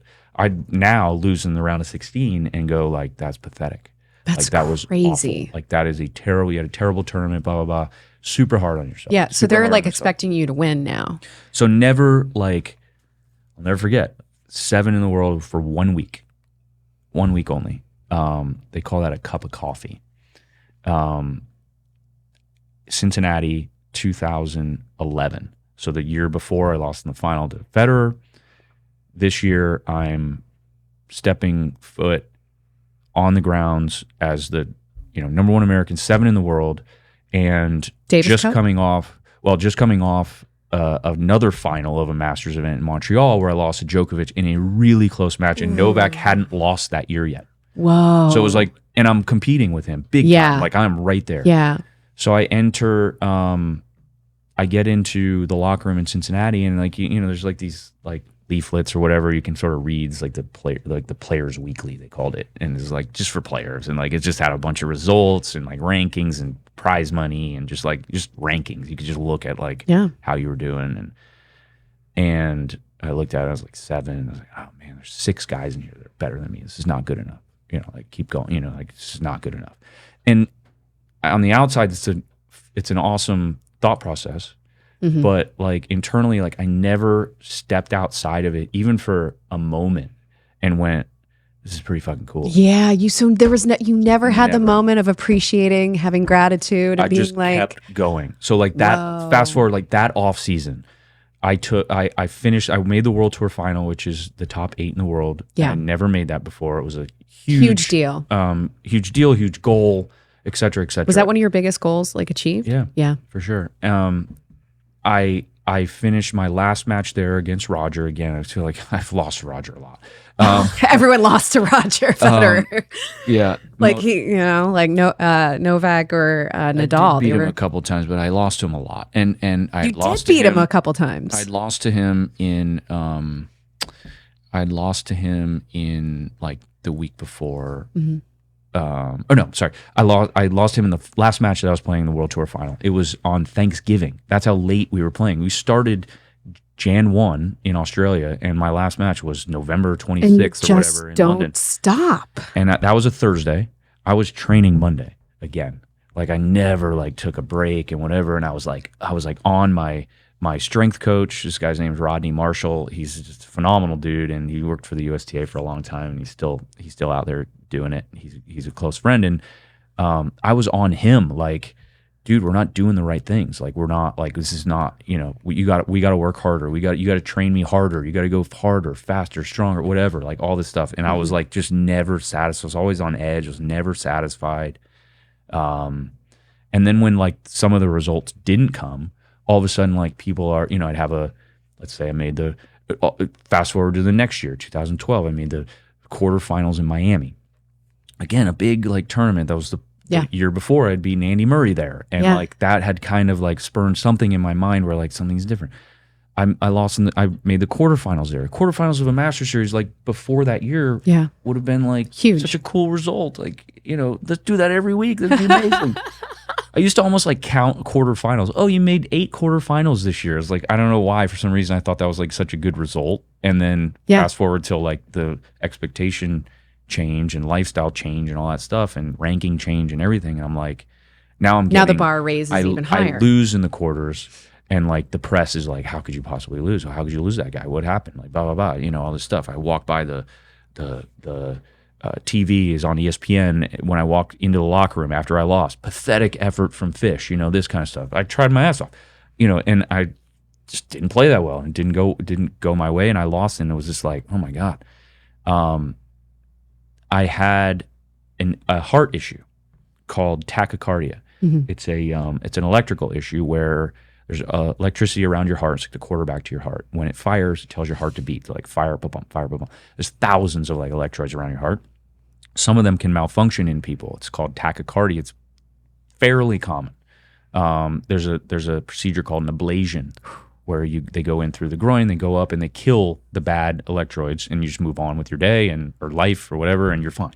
How long is the recovery time on that? So it's heart surgery? The next day. Like, what? It's heart surgery. It's not really heart surgery. Like they're not like opening you at the chest and like, although a lady did like grab my nuts and like pull them aside and like shave and then go through the groin. Yeah, it was weird. So it was an uncomfortable thing. And that's so uncomfortable. Mess with your heart, you're always. But I call it a procedure. I don't call it a surgery. Like, it was just a procedure to be done. It worked. And you were fine the next day. Before, you were great. Like, it never happened again. But before I had the ablation. And wait, your heart rate would go up to like 240 or something crazy. Before I had the ablation, the electrical stuff would malfunction. And they'd fire uncontrollably, like fire, fire, fire, fire, fire. And your heart doesn't know but to beat, like fire, fire, boom. So I'm firing. And again, remember, I trained with like a heart rate monitor on. I knew exactly how high I could get my heart rate and how low I could get it, how high I could physically get it. 192, I'll never forget it. 192 beats per minute. It's as high as I physically could get my heart. Whatever I did, however fast I was running or long I was running, 192, highest I can get. When these episodes would happen, I was at like 220, 230 beats per minute. So like naturally you're like, I didn't know anything about the heart, like anything at all, body like that. And like, is my heart just going to explode? Like I can't, and it won't stop because it's just and even breathing wouldn't help. No. I mean, I was just trying to breathe. God. And it was legitimately felt, because I didn't know any better, like I was going to die, like legitimately die. And it was scary. So I'd go to the hospital, they'd calm me down, they'd give me something, a beta blocker or whatever, it'd calm the heart down or the electricity down, and the heart would calm down, EKG, whatever, and I'd be okay. And then I'd go, and it happened again and again until we got it fixed. Yeah. Fast forward to like Wimbledon, 2012. Again, I'm still like in the top 10 in the world. I'm still the number one American. But I haven't played that much because I've had to deal with this thing. I had to take off French Open. Like I couldn't play. And again, number one American, like all this stuff. Where is he? What is he doing? Like everybody's, asking like, where is he? Why is he even playing? Like, and I didn't really give a reason because I didn't really want to or know what was going on other than just close friends or whatever. And I went to Wimbledon. It was like the first tournament back and had success. I mean, the fourth round, and like I hadn't played very much and certainly hadn't played any tournaments. I hadn't like practiced very much or whatever. I was just sort of trying to recover and trying to like figure out this new, what the hell was that? And can I get it out of my head? And it just like week after week after week, it just started manifesting into like just sort of a snowballing down the hill and gaining speed to where I was like, why am I thinking about these things? Why am I thinking about like, is this going to happen again? Is the shoe going to drop? Is it going to, that kind of thing. And so, like, what were the thoughts in your head? Because I know for me, I had to hire a sports psychologist, and I had to link. Everyone has their issues as an athlete, and I couldn't get to the next level. I wanted to be like top 10 in the country, this is my junior career.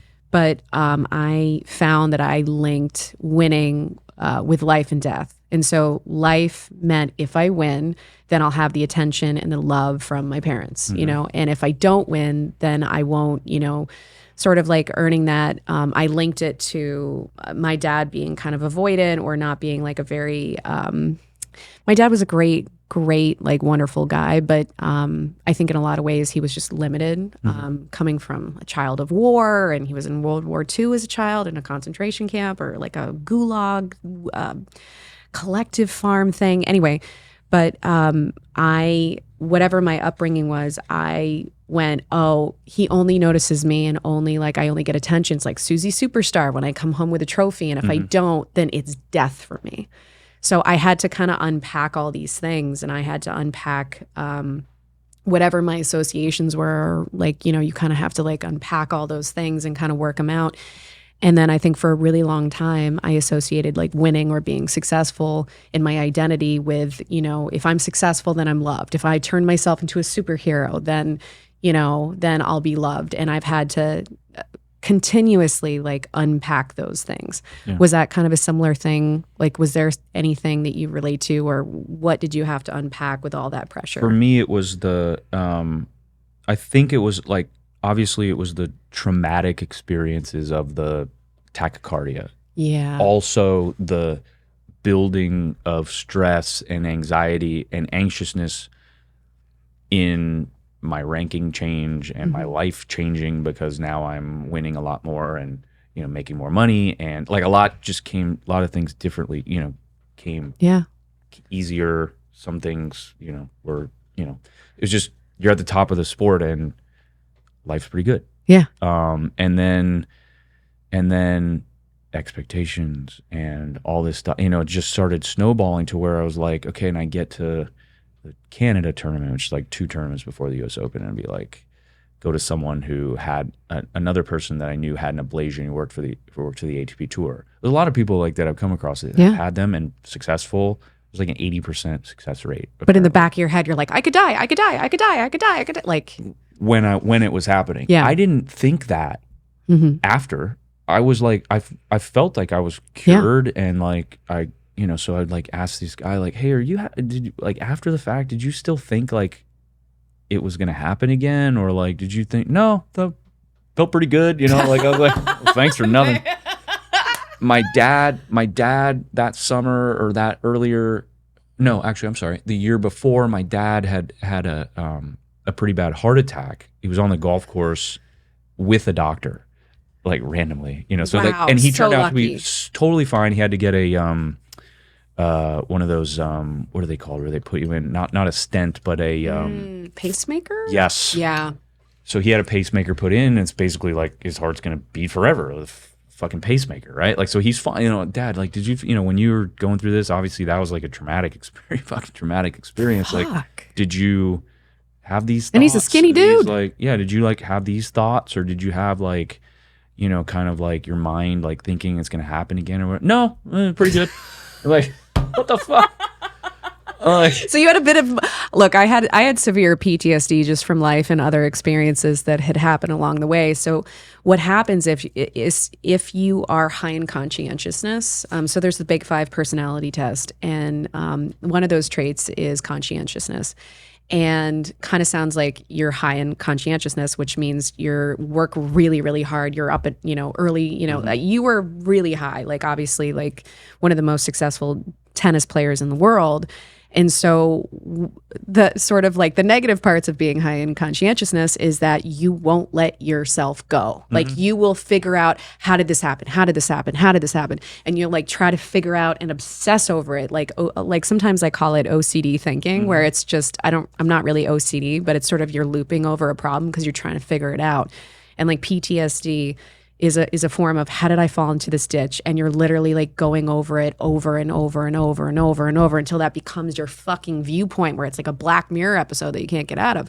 Yeah. So I'm wondering like if that probably correlates or if that makes sense where you're just trying to figure out how to not let that happen again. It could, obviously. Like, still to this day, I mean, there's no way of like truly knowing like how that like manifested. How did, and we'll get to, fast forward two weeks later, I get to the U.S. Open, and I'm like in the match that like I'm having so much at the not understanding mental health and not being around someone with depression, panic, anxiety disorder or something like that. Like, and not, maybe I'm sure I was, but no one talked about it then. 2012. No, you drank your problems away and no one ever talked about it. You stiff upper lip and that's it. You don't talk about feelings. So, I didn't know what was happening, but I felt awful. I was having a panic attack was anxiety attacks every 20 minutes of every day. Fuck. Except when I was on the tennis court. That's amazing. So that's your safe place. That's the only place where it's like I said, you feel free and the thoughts aren't in the world where I could go at that moment. So I'd get on the tennis court and I'd be okay. And then I'd get off and I'd be terrible, horrible.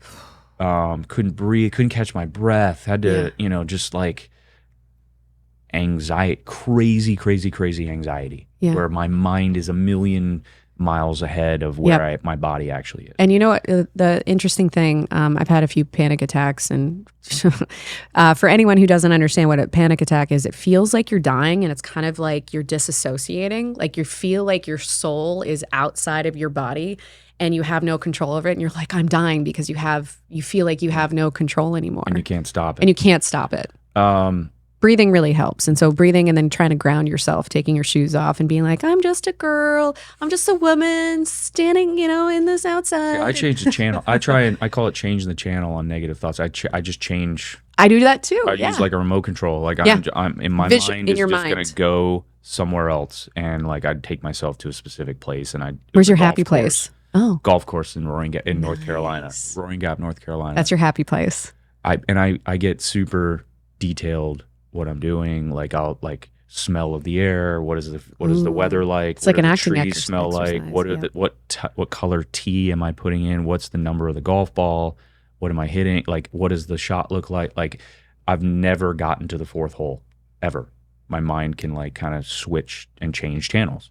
So I didn't know how to do this. I didn't know how to think like this. I didn't know any of this stuff. And where did you learn? And where did you how did you figure that out? After. Okay. So really quickly, I make the third round of the U.S. Open. I'm playing a night match because of me, not because of somebody else. Like, and that's different too, right? Like, there's a lot of times you play these night matches, and it's because you're playing against Nadal or Federer or something, whatever. And now this is like center court, right? At the U.S. Open. Arthur Ashe, night match, the ones that we all watch, like, when we grew up. It's like 10 o'clock at night, right? It's late.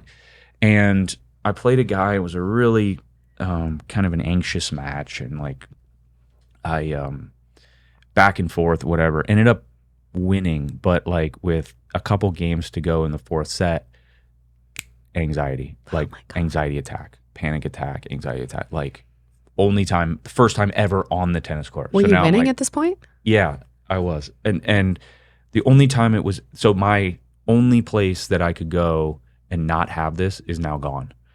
And it was just like devastating. And again, still like not really understanding what the fuck is going on. Yeah. Because I don't know what mental health is. I don't know what severe anxiety disorder is. Yeah.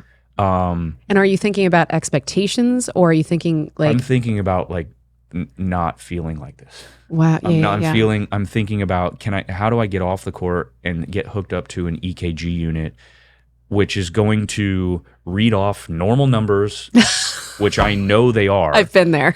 But I need to be hooked up so I can calm down. My mind can calm down, and I know that I can know that I'm okay. And you're looking for certainty. And I remember, I remember being like, it was like 4-1 or something like that in the fourth set, and I was up 2-1, and I had only 2 games left, and I ended up winning like 2 games in a row. It was like 4-2. I ended up winning like 6-2, but I don't remember any of the last few games. You like all checked I remember out. is that Justin was doing the commentary court on the post match interview, You go post-match interview to the house. Everybody can hear it, whatever. They ask you, hey, how'd you play today? This is like 2 in the morning at this point, right? This is like, it's like legitimately like 12:45 in the morning. Okay. Which again, like that was part of it. I knew that like my mind was was already tomorrow going like, how am I going to feel? How am I going to get food? All this stuff. When you weren't being still on the present. tennis court. Yeah. Like, I'm like, what am I doing? You know? Yeah. And you're thinking about the future and that's this and anxiety. This. That's like, and I don't have like the vocabulary to like super articulate anxiety, or I don't think anybody really does. Hard to articulate like exactly what it feels like, but it's like my mind was you're not already here in this tomorrow. moment. I was like already thinking about how I feel tomorrow, and I'm not even close to there. I'm here. Yeah. So I tell him, please hurry. Just ask me one question. I gotta go. You know, he has no clue what's going on. He's like, what the fuck, dude? Like, we're boys. Like, it's all good. Yeah. I run off, get on the AKG unit, whatever, get back. I have a day off the next day. Yeah. Well, it's really that day. Yeah. You know, because it's like 2 in the morning. I get home at like 2:30 in the morning, something like that. Skip press, skip everything that, you know, there's like, what's going on? Why isn't he not doing press? You know, just making excuses, whatever. My knee, whatever. You shouldn't have to do press. Well, like, the if you don't timing. want to, I was like, you know what? It's like tennis is like, if like you're there to just hit a yellow, like I had a coach who just literally, when I would have feeling the weight of the world on my shoulders in my little junior tennis career, he'd be like, you're just hitting a yellow fuzzy ball over a net. That is it. There's you love fuzzy balls, so it's perfect. So I have an entire it's true. Oh, you went there. That's great. Well, I have an entire day the next day. Yeah. And I'm in the 4th round of the US Open, and I'm playing Federer. Right. Again, this fucking guy. Yep. Can't get away from the guy. Fucking hate And that guy. I'm like so excited. We're playing on Labor Day. It's my father's birthday. We're very close. Like, it's his birthday. We're playing the afternoon match on CBS that I grew up watching. Yep. Like, big deal. Like the commentators, Is this the quarters? Players, the 4th round. 4th round. Okay. The commentators, it's just all an iconic match. Yeah. Like that day, that Monday, Labor Day. It was the match that I worked so hard to get to. Yeah. Like, this is truly that's why I did all that stuff to get here to this point. Yeah. And I can't do it. I can't step on like whatever. But in my mind, I'm like, how am I going to do this? I have no idea how I'm going to do this. Never, ever in my mind, and thank God for my wife, never in my mind would it have registered, you don't have to play, dude. Yeah. You don't have to play. Yeah. Never, ever. Like, because I didn't have an injury. Yeah. I didn't have like the year before I'd pull out, my knee or whatever. Like, and at this point, you hadn't had a break. You had been going all Nonstop. year long. Like, except for the do you even have days off? Except for the one tournament that I pulled out of because of the ablation. Yeah. Yeah. Yeah, that's some crazy shit. That's not a day off. That's a horror it's a horror film potentially. So the morning comes and we're waiting for the US Open sends out like a, Mercedes to come pick you up. It's really nice. Like, it's like, it's they great. come pick you up, and we're staying at St. Regis. Everything's comfortable. Everything. There's nothing wrong with like any of the scenario other than the fact that I've got this debilitating anxiety. Yeah. That I can't figure out what it is or how to fix it or do anything about it. We get in the car. I'm crying in the car. I'm like, I don't know how I'm going to do this. My wife, she's never been around sport. She's never she didn't grow up like you and I did in the junior tennis days where you're like, don't show weakness. Don't show fear. Show strength only, positivity, negative stuff, negative stress. Do not show that, kind of thing. For her, it was just like, well, just don't play. And like in that moment, I was like, oh my God, I don't have to play. And this like weight lifted off my shoulders, and I was like, I'm not playing. Yeah. And it was unheard of to pull out of a match because of a mental health issue in one of the biggest matches of your life. Like truly the match I want to be in. Everyone wants to be in. That moment, that match, that day, that time slot, 3 p.m. afternoon, CBS, Roger Federer, greatest player of all time. like right there in front of me. Nope, I'm not going to play. Yeah. And I pulled out. And I told them that I don't know. I always say it's my knee. So Yeah. my knee It's, hurts, my knee whatever. hurts. Yeah. And I pulled out, didn't do any press. They were waiting. I mean, because again, like I'm still the number one American. This is a huge match. This is our national Grand Slam. Like the U.S. Open is like against Federer, against this guy, and like the defending champion, whatever. And they're holding microphones outside the locker room. Just walk out of the locker room, and I just dart to the car and go. And we went straight to JFK. Went straight, got on a JetBlue flight. My wife couldn't get. There was only coach economy seats, and she and we're like packed like sardines back there. And I hear the door. All I want to do is get home. Like I just need to get home. I want to get on a couch. I want to figure this out. I need to see a doctor. I need to figure out what the fuck is going on with my life. The door. Well, first I sit down. The guy in front of me turns around and goes, "Hey, what happened to you today?" Like that. And I was like, "Oh, fuck." I hear the door close. And I'm like, "Oh my God." Panic attack, anxiety attack, whole thing. And I'm like, to Stacy, I'm like, "I gotta get off. I can't get off. I gotta get off." No. 6-hour fucking flight. Oh, you know? no. What am I gonna do? If she wasn't there, I'm not the kind of person that jumps up and like makes a scene. I would have just stayed on there. I'd have no idea what I would have done. No fucking clue. Yep. She I've had a was panic there. attack on a plane. Yeah, Not fun. She was there, Yep. and she jumps up and goes, "Emergency! We have an emergency. We're getting off the plane right now." And they're like, "Okay," and we got, and it was embarrassed. The guy in front of me was like, "Why aren't you playing?" Like You got to do what you got to do. Who cares? get off the plane, and I remember like getting off the plane, and I'm just laying outside. We get outside, and I'm just like laying on the ground at JFK. Great wife, by the way. like a Well bum. done to her. Like I'm just laying there, like on my backpack as my pillow. Like I don't know, like in a ball. I have no idea what's going on with my body, my mind, whatever. It took 4 days to get home. I rented a plane, got home that way. Cost me $20,000. Jeez. Yeah, straight home. It's nice. You had your own space. No one asking you questions. No one said, "Hey, what happened?" Hey, what happened? Stayed at like friend's house out in Long Island until I could actually get on a plane. And we got on a plane, went home, got the still same doctor that I have to this day, psychiatrist, and learned the tools and the skills necessary to not only beat it, but to thrive and to tell people my story, and to the Netflix doc and It was and amazing. just talking about, and I do lots of speaking stuff about mental health now, and I'm super passionate about it. And it didn't have, like, it's funny, my whole existence was and is tennis, right? But there's so many people that only know me because of mental health. Yeah. Because of this documentary. You paved the way for that, I think, for a lot of athletes now.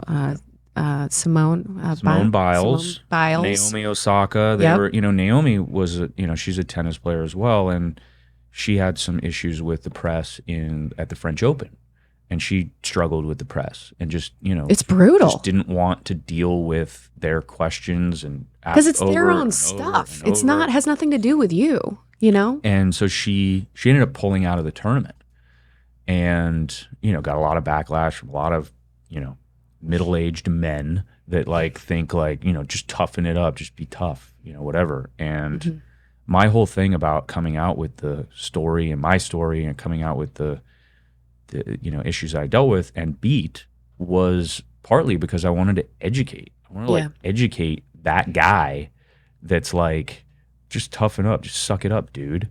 Like that. It's like, dude, I'm tough. Like I promise you, I'm tough. And now, obviously Michael Phelps and I are, he's now come, he's been super open about, depression, anxiety, panic that he's dealt with in his life and career. And we've become good buddies about, with that stuff, just doing things together, checking in on each other, stuff like that. But now we get guys like Tyson Fury, who's was the heavyweight boxing champion of the world. Pretty tough dude, right? Really tough dude. He's coming out saying I was suicidal. I had, I was going to kill myself. Yeah. I think it shows incredible strength to Be that say vulnerable. that and be that vulnerable Yeah. in that position. Max Crosby is a badass defensive end for the Las Vegas Raiders. Just a stud. I mean, you look at this guy, he's 6'6", 6'7". He's got tattoos everywhere. Yeah. He looks mean as hell. Okay, he's a super nice dude, but he looks mean as hell. He has come out and said, like, yeah, I struggled with depression. I almost killed myself, blah, blah, blah. Pretty tough dude, it's right? honestly, like, he's a football player. He's pretty fucking tough, right? Yeah. So, like, part of it was education, like educating people, like, hey, these are the signs. I promise you, mental health doesn't care who you are, what you do for a living, what your last name is.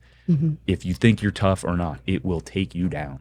If you don't look after what you're doing, if you don't look after your mental health, if you don't look after how you feel, things like that. And it's not weakness, it's strength to ask for help in that scenario, because the weak part, the easy weak part is just, or weak thing to do is just not address it at all. Yeah, white Not knuckle tell it. anyone.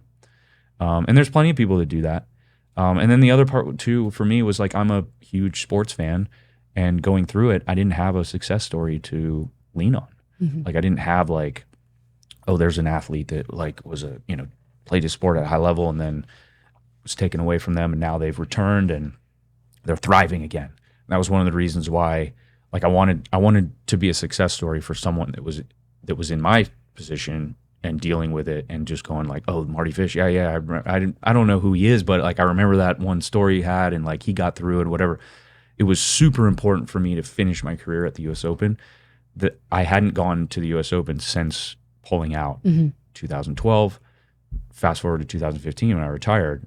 3 years it took me to get back to the U.S. Open. That was where I wanted to stop playing, but I wanted to get back in the fire, show everybody and myself that, like, I can play here, and that I can play when it's hot. I can play 3 out of 5 sets. I played 2 5-set matches, won the first one, lost the second match, and my career, and your tennis career is over, but your, mental health career, your life is sort of just, I'm 33 years old. My life was, like, not even a third done, hopefully. Yeah. And so I'm thinking, what am I going to do with it? What's my legacy going to be? What am I, and a lot of, most everyone would be super comfortable with the career that I had and just sail off into the sunset and play a little golf and have some kids and a family and whatever. And I did all that, but I'm super passionate about the mental health side because of what it did to me and what, and how many people I know, like,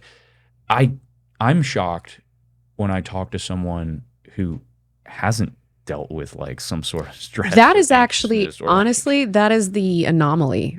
From what I remember growing up, and even just if you're doing anything at a really, really high level, I kind of liken it to you're walking on a tightrope 10,000 feet above, the earth, and, one wrong move and you could die. That's kind of what it feels like when you're, like, such high stakes, and it's just hard to navigate. And I think, there's such a pendulum swing where I felt kind of stunted emotionally in a lot of ways because you're taught, we're taught to just suck it up, be really tough.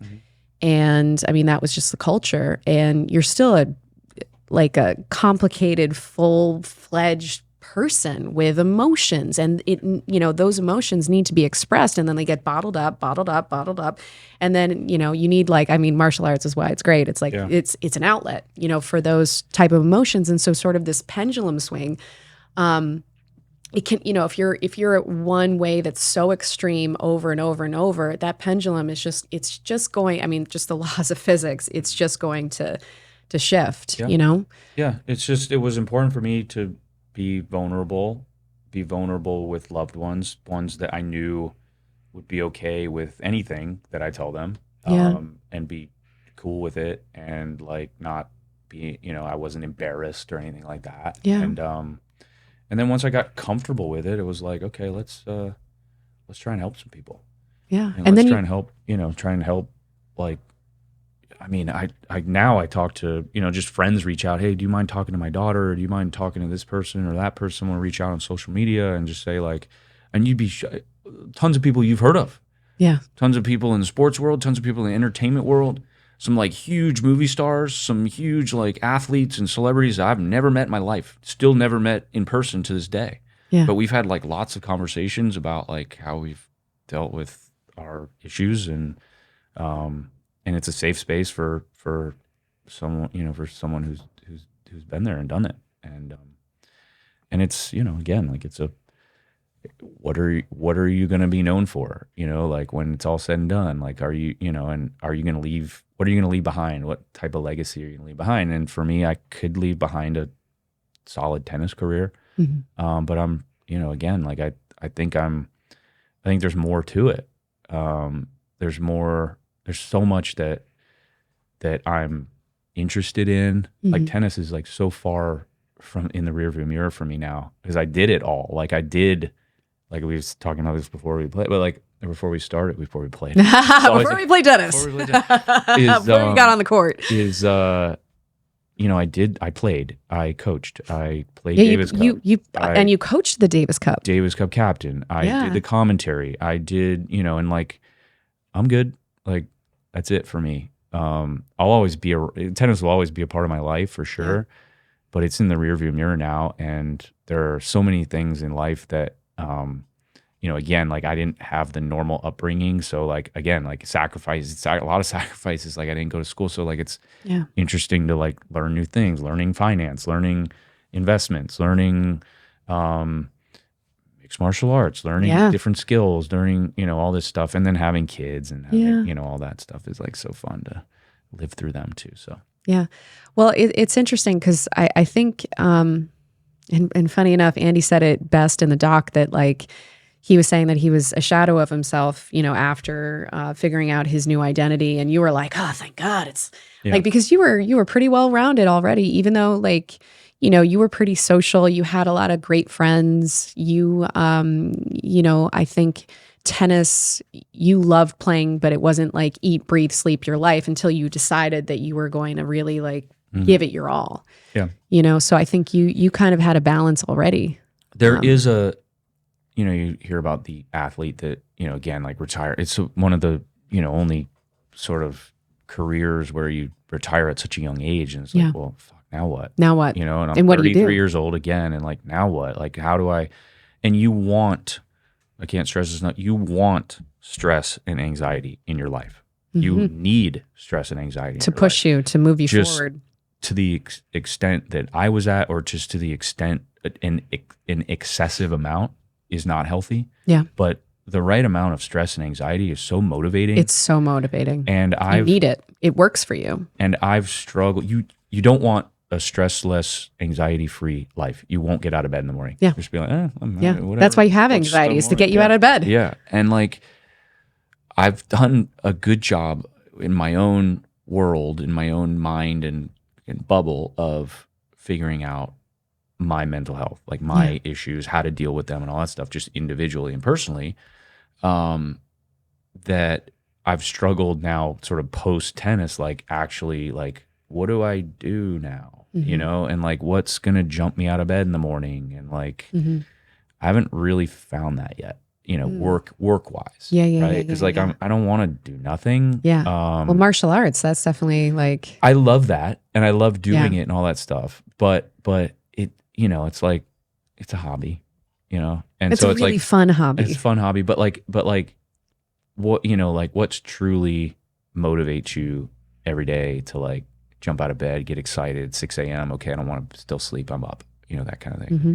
And like right now I'm kind of sleeping until 7:45. Nice. I'm like, what is it that I want to do? As an artist, we sleep in a little bit later. hopefully I can come to that, because you hear about those athletes all the time. They're like, they really struggle after post career. They're like, what am I supposed to do now, kind of thing. And we've definitely hit that, and definitely in the moment. But like, there's so many, again, like there's so many things that are fun, so many things that I'm interested in, so many things that are super interesting. Yeah. Just gotta find it. Yeah. But we will find it. Mardy, this has been such a joy. I mean, what's really great about you is that you were, you were so brave to be one of the first people to just be like, it's kind of like a toxic relationship. I was watching, I forget what it was, the Nanny Diaries with Scarlett Johansson, and she felt so obligated and to be beholden to this mother and whatever. And she's like, no, but I have to. No, but I have to. Or it's like kind of like Devil Wears Prada. It's like, no, but I have to. I can't leave. And you're like, no, you're your own person. You don't have to like, I guess like fall into whatever the press wants, whatever all these other people want. It's like, well, what do I want? And getting really clear about that and being like, no, I don't, this is your bullshit. Like that's the press's, that's their deal. Like they're trying to, deliver their message and be sensationalized, and they have jobs and they have to get like the great like clickbait thing. And so it's sort of like their job to make it, this most amazing, most ratings. And so that's their angle. And then, the stadium or whatever is to get people in and make a lot of money, and everyone has an agenda. And you're like, I just want to play tennis. Like it's not that complicated. And there's all this stuff that comes with it. And you're just like, nah, dude, I don't want to do that.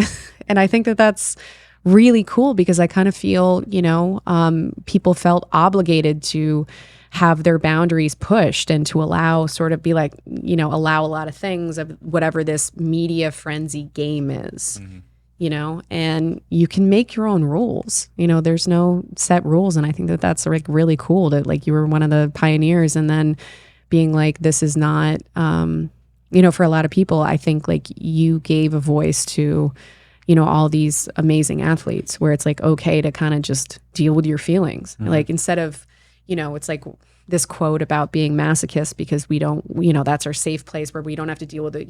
We don't have to deal with all this nonsense. And this is the only safe place where we get to like exist and play. And, but yeah, I think like now people are feeling more like control over their own lives, which is really important.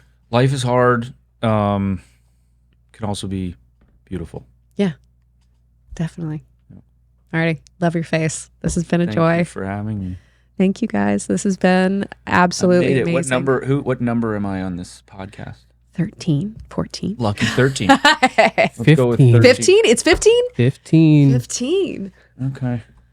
That's probably when we met, 15. Oh my God, yeah. You were sitting. It's a sign. You were at an airport, and I was like, he's so cute. That guy. He's that guy. He's so cute. Give him my life. It's a whole nother level. Thank you guys. This is amazing. Thank you. Thank you for having me. All right. Well, we will do this next time. Thanks, guys. See you next time. We'll do this next time. We'll see you next time. Whatever it is. Hi, guys. If you like this episode, please comment, like, and subscribe so we can get on that algorithm and you can see more of our latest episodes. A whole nother level.